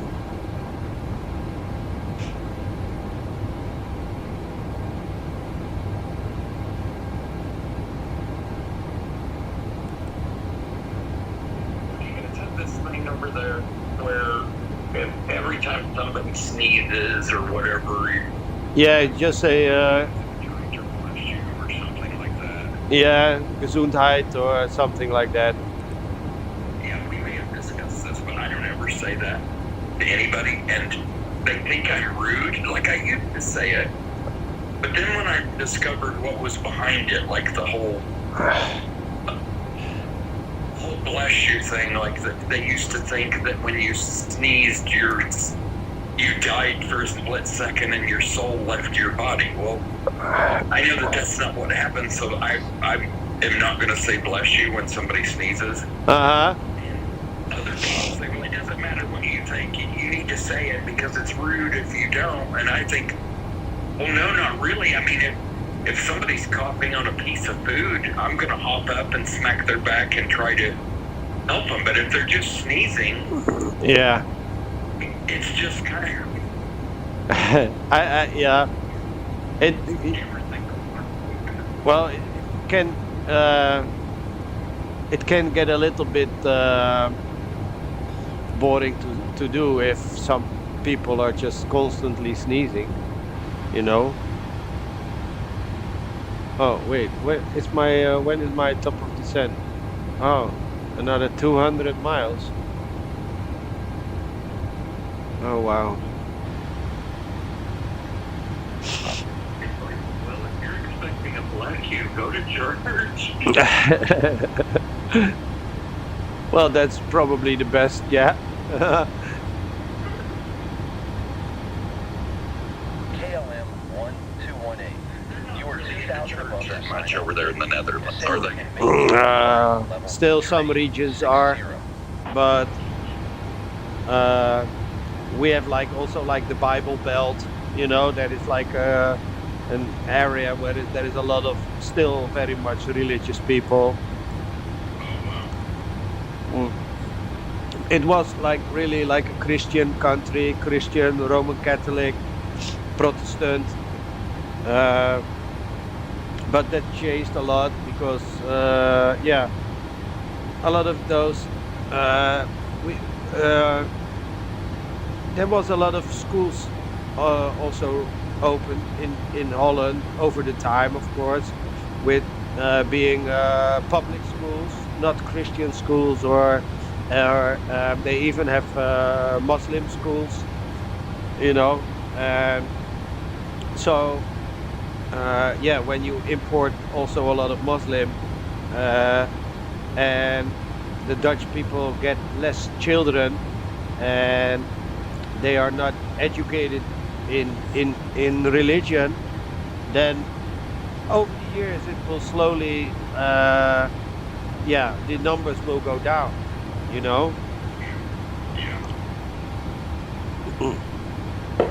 But yeah, we were a pretty much religious country, pretty Christian, but it went down a lot. And yeah, for me, it's hard. Yeah, for me, I don't believe in God or Jesus or anything that, you know. And so for me it's okay.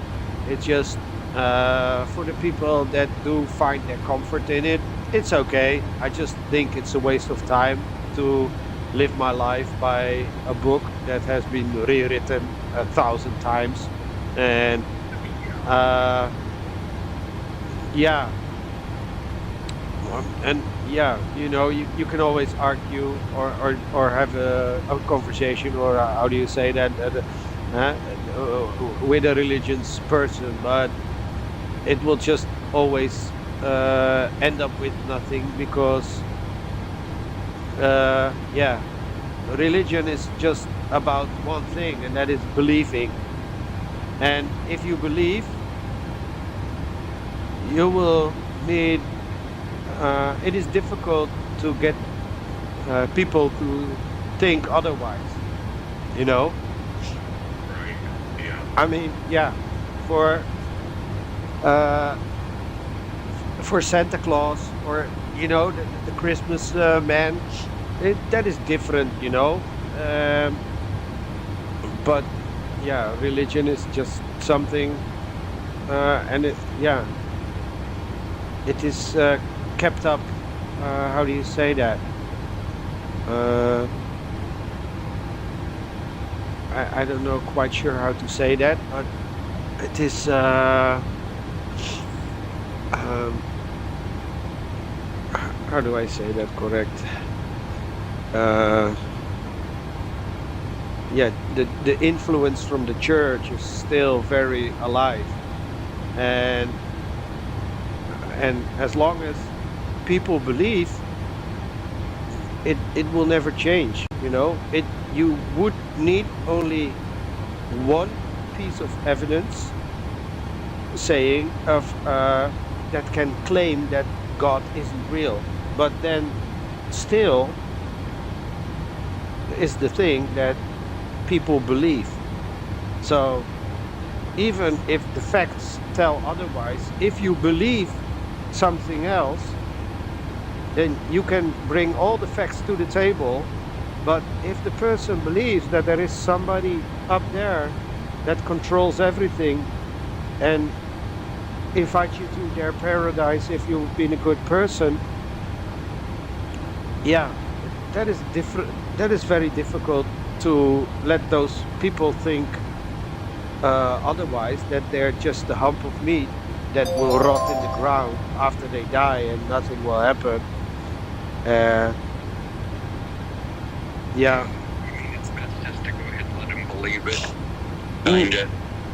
And I just say, you know, for me, yeah, I just said, what for me it is a waste of time. But as long as people find comfort in it, everything is okay with me. Just keep it behind your front door. You know, if you keep it behind your front door and don't bother any other person with it, then you can believe whatever you want. You know, it's don't go preaching outside about religion or something, or you know, that is, keep it behind your front door, in your house and in your church or whatever. But as long as you do that, you don't bother other people with it, you know. And yeah, for me it's okay. Like, if it stays like that, then it's okay. Yeah.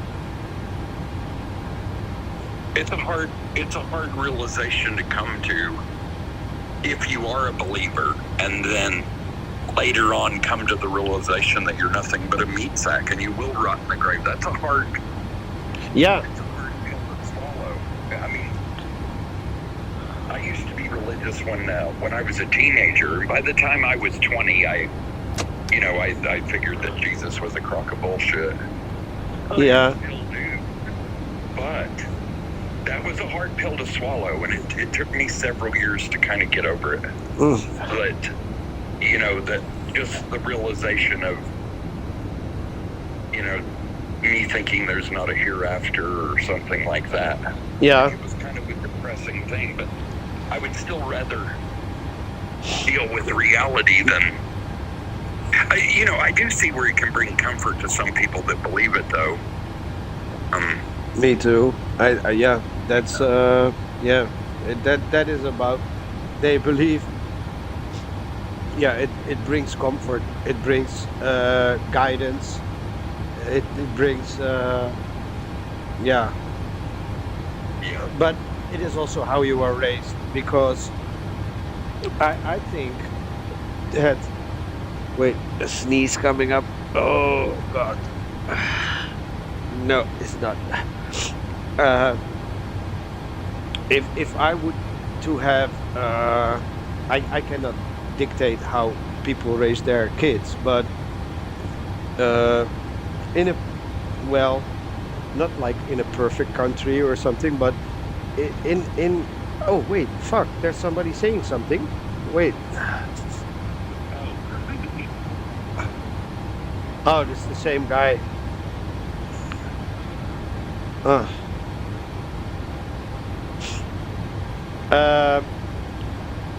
are they saying something at? In Twitch. It's the same guy. with a different name, Turenbol. Yo, bro, love your stream. Let's play. Let's sometime play together and share tips together. Let's connect on Discord. Even kijken.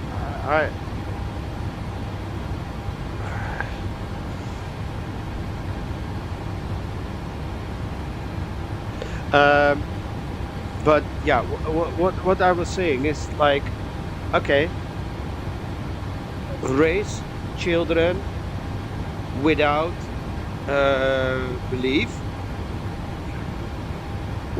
just until they are about 12 or something, and then let them discover the different religions that are there, and sort of like let them choose for themselves, you know.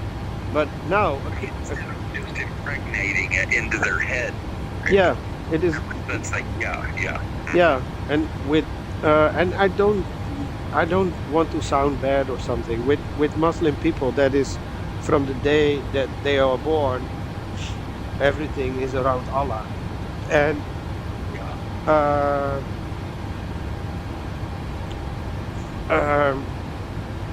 it is okay. I mean, if that is your way of life, you know, that is. But the child doesn't get to choose. It can choose only later on, but then it will be exiled by its family because you turned away from Islam, you know. Or, and I don't think that is only Islam, because there is also like really strict Christian religions. I think also you have those people also living there with their crazy caps. What I don't know the names. I think they're like old German settlers. But if you turn your back off on the faith, your family also doesn't want to have anything to do with you anymore. So. In fact, there is a lot of people that are complaining about Islam, about that being, oh my God, your family wants to kill you if you don't want to be a Muslim anymore or something. I don't think it is that bad, but it's like, yeah, we don't want to have anything to do with you anymore. But in strict Christian beliefs, I think that is also the case, you know. What is the name from those American settlers? I think there is two names. There's one sect of religious people out west called the Mormons. Yeah, Mormons. Yeah, those. Oh yeah, if you try to leave them, yeah, your family will disown you. Yeah. Well, yeah, it's basically the same, you know. Yeah. But yeah, it is more like a closed community, so that is why other people don't get bothered by it. And yeah, and I think with religion everything is very difficult, you know. It's just believe what you want to believe, just keep it at your behind your front door, you know. That's the only thing for me that I feel like, that's okay. Then we don't have any problem. It's bad news when they indoctrinate kids from birth to a certain way, when there shouldn't be. But really shouldn't be any kid out there of any religion as a kid, because they're not old enough to think for themselves. Well, in terms of, I agree with you. They need to be a little older before they start processing that stuff. Yeah, I think so also. And maybe I think the parents that do that have good intentions, but they don't realize what kind of damage it does later on. Well, I think for some, they don't see the damage, and maybe yeah, I don't know. Maybe it doesn't do damage if the person lives a happy life and wants to live by the good rules of the book that they believe in, Right. you know. Right. But If they try to get away from it later in life, though, it's a hard thing. Even if your parents are supportive of it, it's still a hard thing mentally to separate yourself from. yeah, yeah, Thinking, you know, that Jesus is around every corner, watching every move you're making. I don't know if you ever had to deal with that, but I did when I was. Yeah, I mean, I was 25 years old before I stopped thinking, wow, Jesus is watching everything I'm doing. Even though I didn't think he was, I still had that instilled in me. yeah. It was hard to break free from. I don't know when I stopped. I don't even know if I ever really believed it. You know, it was just something I grew up with. I went to a Christian school and we sing Christmas songs and we sing songs from the Bible when we were young. And yeah, uh, but I never thought like, yeah, there's this some person up in the sky having because I thought like, wow, if there is a heaven, it must be really crowded with thousands of years of dying people there, you know. Yeah.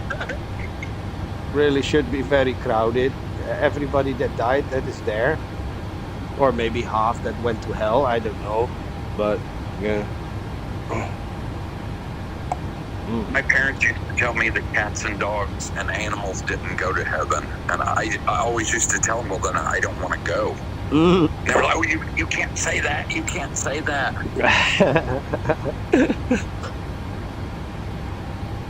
Oh, And I got my ass beat when I was a little kid, because my mom caught me praying to God and I was joking, telling stupid kid jokes to God. And my mom came in and smacked me in the face and said, you don't joke with the good Lord. I'm like, well, then. what do you know the series The Big Bang Theory? Yeah. Yeah. Do you know the mother of Sheldon? Yeah. Yeah. So she was a little bit like that. Yeah. Don't use the word of God in vain. Yeah. You will go to hell, Shelley. My mom gets the fuck off if I say goddamn. I mean, she gets. Yeah. She'll leave. She'll just leave and go home. She'll walk right out, and she won't even be in the same room as that. Okay. Freaking out. Yeah.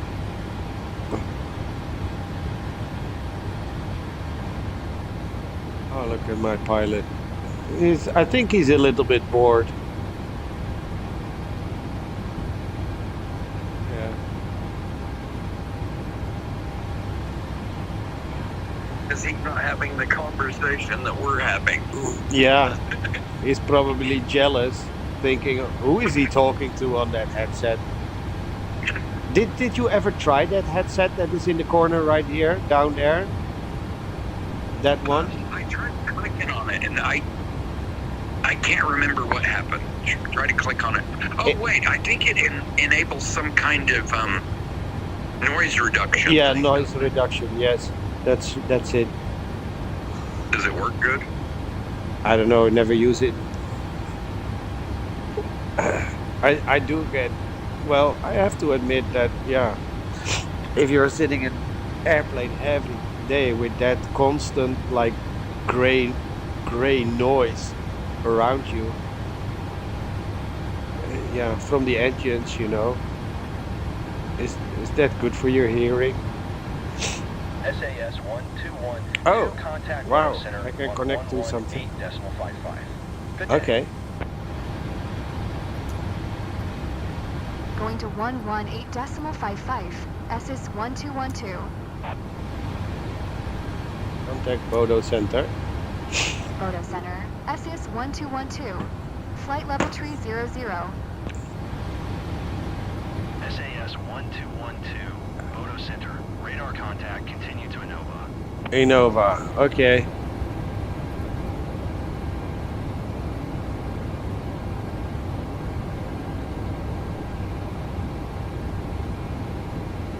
And how many miles to touch down? No, touchdown. Oh no. 100 miles for top of descent. Okay.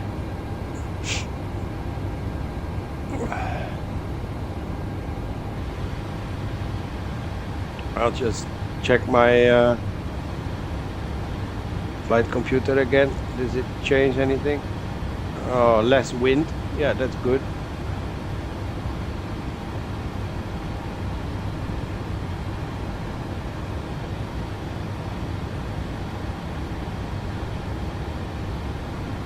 Oh, that is the start. Shit.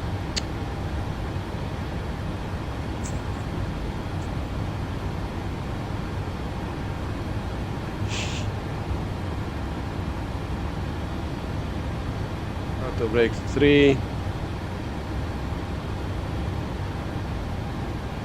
Okay.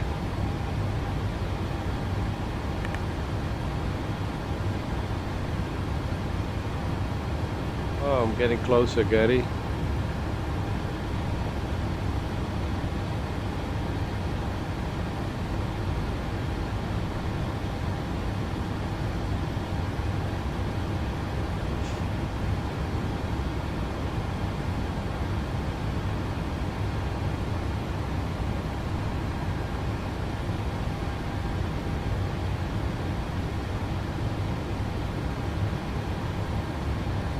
I'll just check if I have some sugar or something to eat. Wait.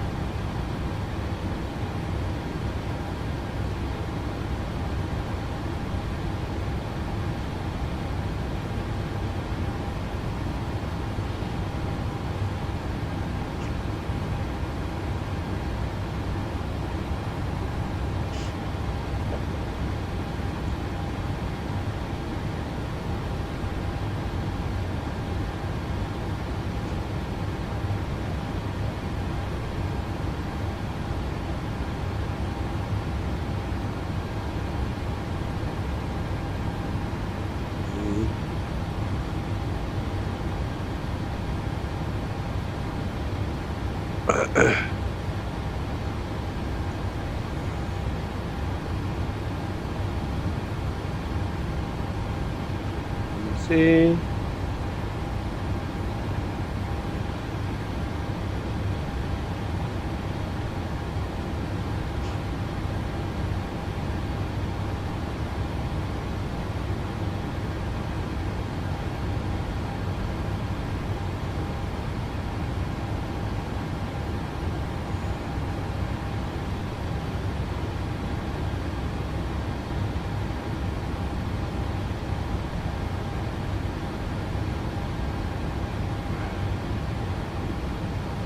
Oh, Jesus Christ.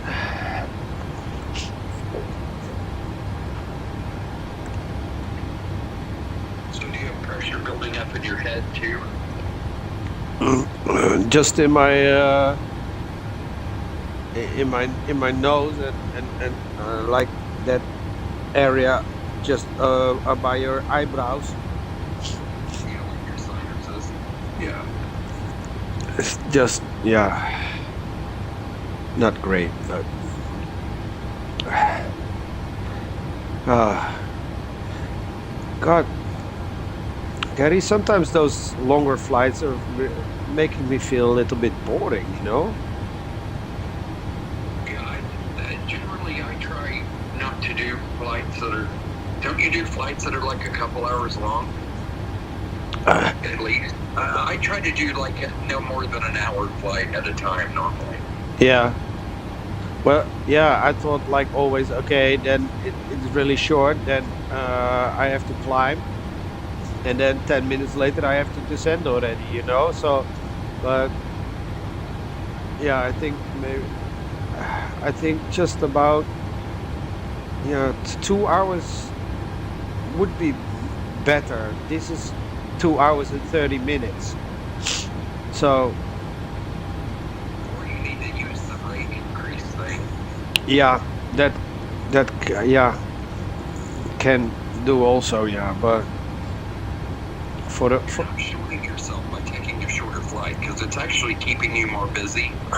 Because, yeah, I mean, a lot of flights do get to the top of the climb and then start. It's not long that they have to start descending. uh-huh.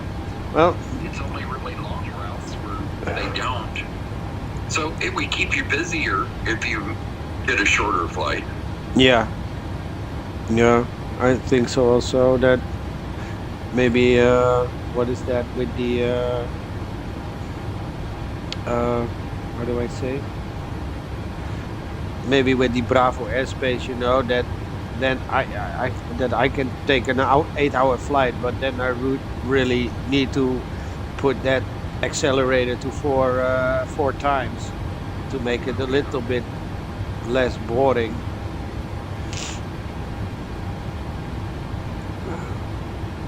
I mean, yeah, I think it is really great to fly an airplane, but sitting like this, fuck, yeah, I think I would get bored so fast. I mean, yeah, in the beginning everything is new and exciting, but if you do this like 5 years or 10 years, like, oh wow, again, here we go again, here we go again in the cruise. More exciting in the cockpit than sitting in the back. Yeah, but I guess it depends. It depends. I think it will be. I think it still will get boring, the cruise. I think maybe the landing and the taking off not, but yeah, I think the rest will be.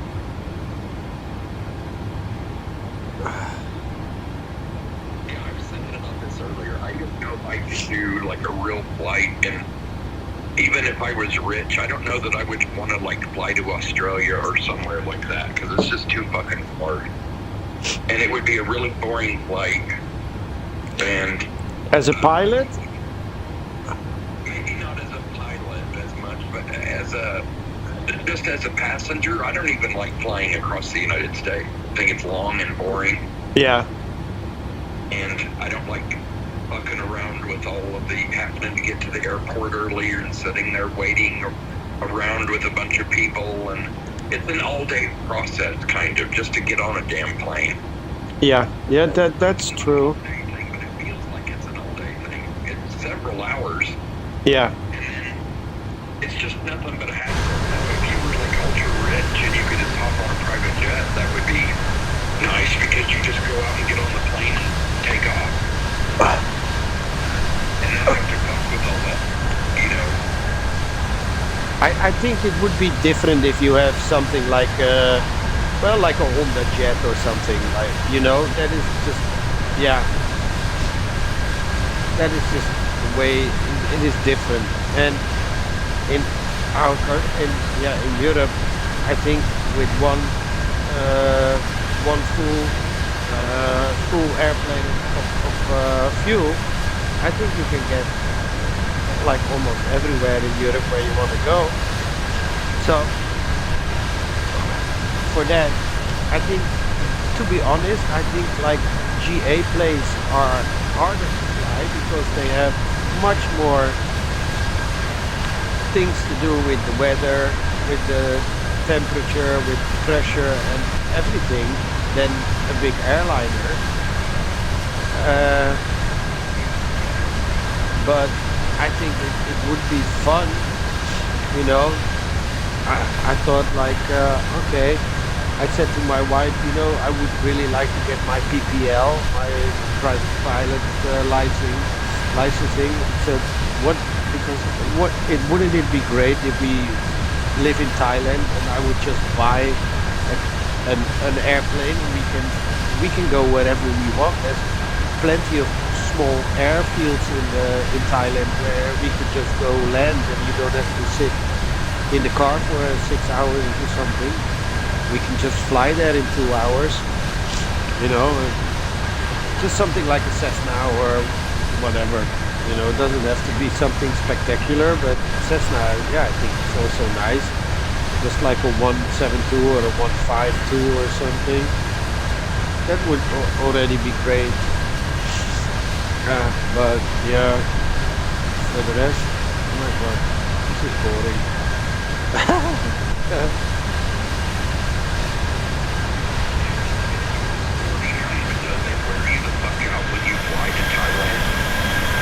This summer, are you not going to get off the plane all frazzled? Like you got a motherfucker for a week? Because you've got loads of kids stuff. Everybody's got to go to the airport, and you have to wait in line, and then you have to sit there and wait and wait and wait, and then it takes forever to board. And like, doesn't it just wear you out, exhaust you? Yeah, it is, but it is also yeah, it is like the thing to look forward to when you arrive, you know.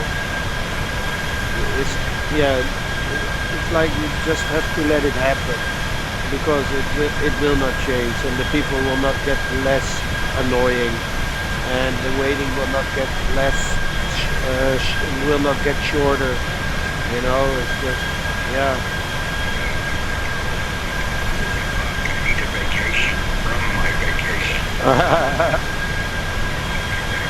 But to be honest, I never have like that jet lag thing.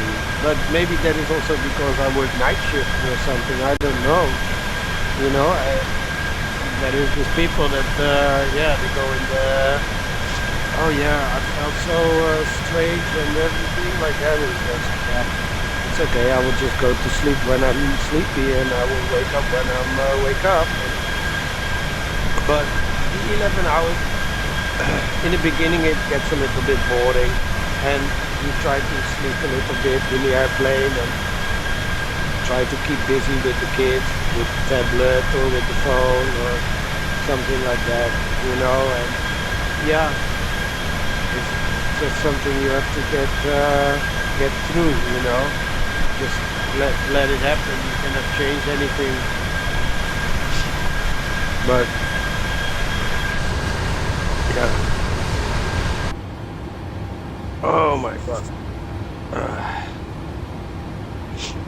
It just depends. Because if you're having a good time, the flight could go by pretty quick. Yeah. It could seem like it could take forever. Also, just take a little drink and try to sleep. That also helps.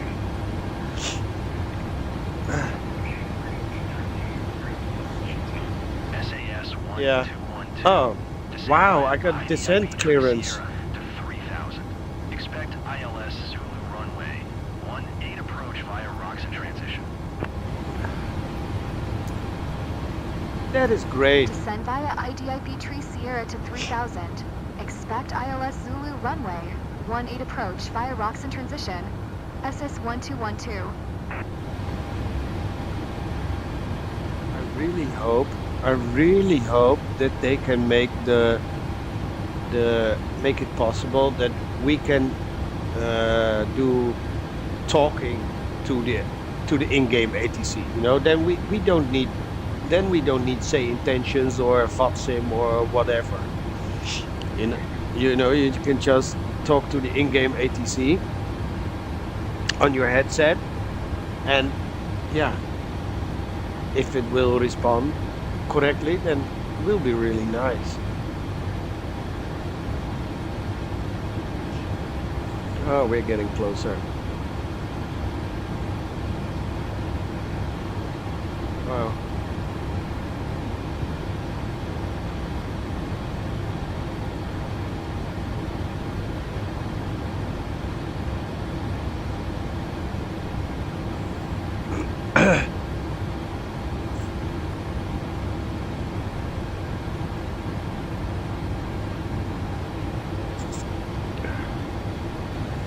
I will just type the message already to my wife. It's my clerk.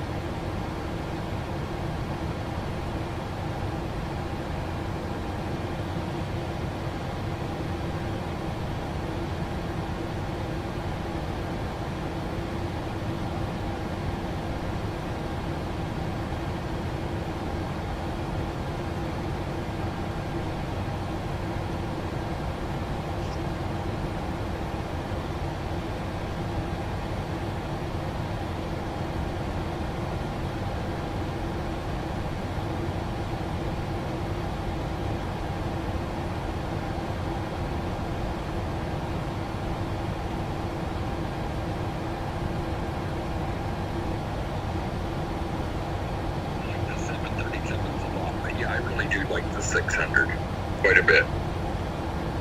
Yeah, I like this. I like this 600 also. And I told you, I think I will get the 800 if it goes on sale, but not for 80 euros. No, no way.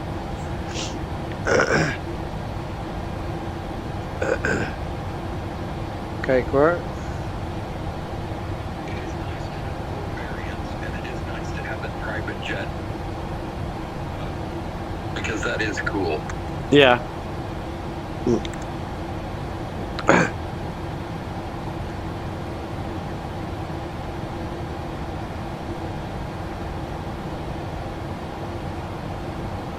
in the cockpit, it ain't no different. No. I mean, there might be a couple differences, but I mean, it's the same in terms of flying it. Ja, dat klopt inderdaad, ja.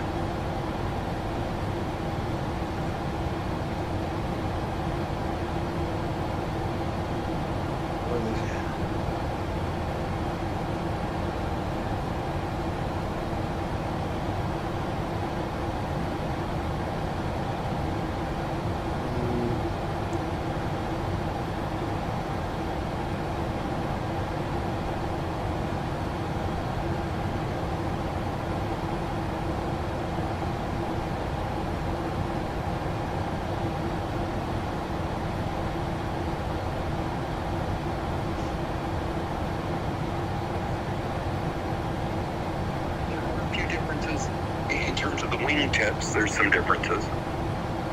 Because the 600 doesn't have the blended wingtip that you get in the 800. I mean, they fly. Supposedly there's some differences in how they fly, but I haven't been able to see it other than, you know, maybe you can't quite climb as fast in an 800, but I still think they climb plenty fast enough. Uh-huh. Yeah, difference. Most of the thing is size and performance a little bit. Oh.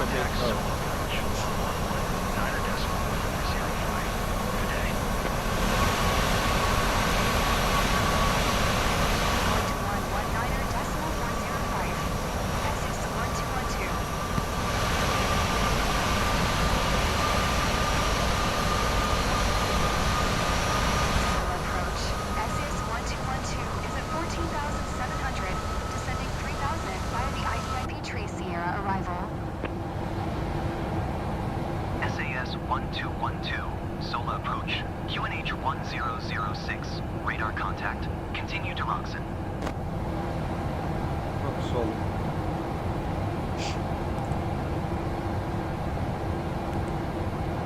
Roxon. Here's the back of a 737 in real life, and you know they come out of the stewardess comes out from front and says, "Look, we've lost both pilots. They're up here dead as hell. Is there anybody that thinks they can fly this motherfucker and get us landed? Would you try it? I would. Of course. Yeah, we know how to set up an ILS approach or something, or an airnav. SAS-1212, contact Bono Center on 118.55. Good day. 118.55. SS-1212.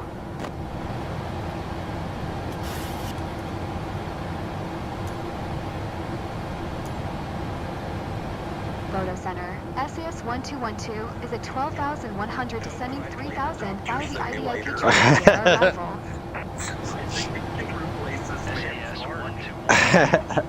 Center, QNH 1006, radar contact, continue to Roxon. We do know where the controls are at. We do know how to set up an ILS landing. Yeah, and if you don't do anything, you will be dead. 405. Good day. Oh, again. Going to 119.405. SS-1212.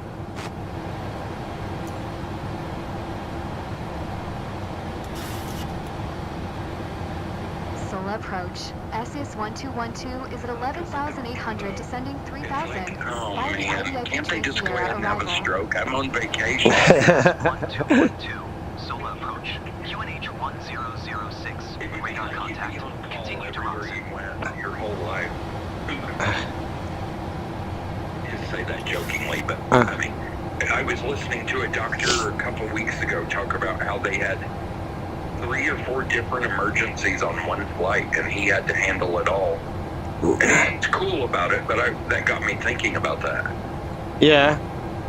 Oh wait.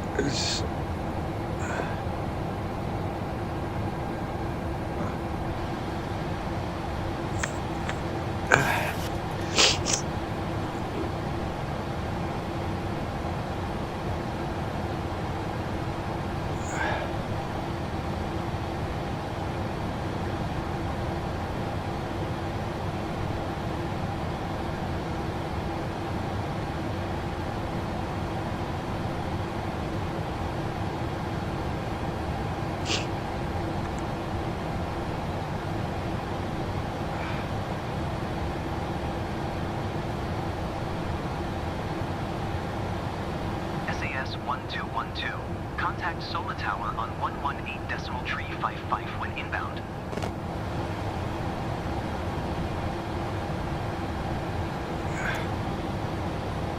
Tower on 118.55. SS-1212. I just have to pause it for a second, Gary. 1 second. I will be right back, okay? 1 moment. Yeah, you're good. You're good.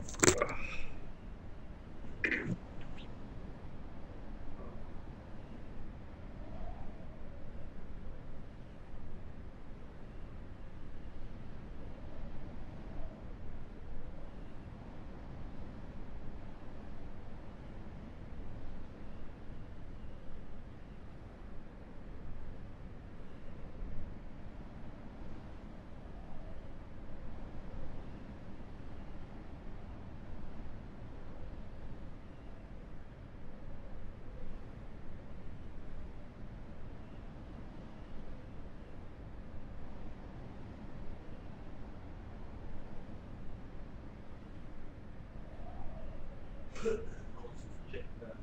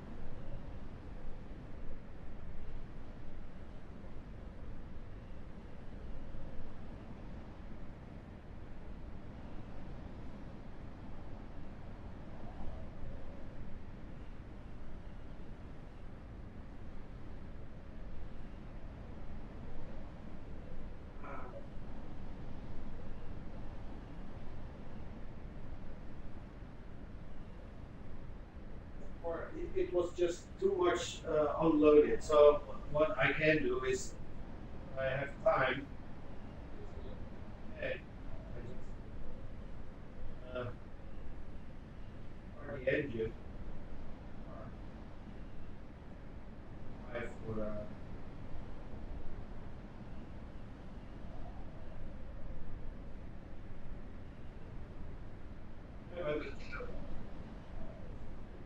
do it because when the when the car cables are on it, it does start and does hold.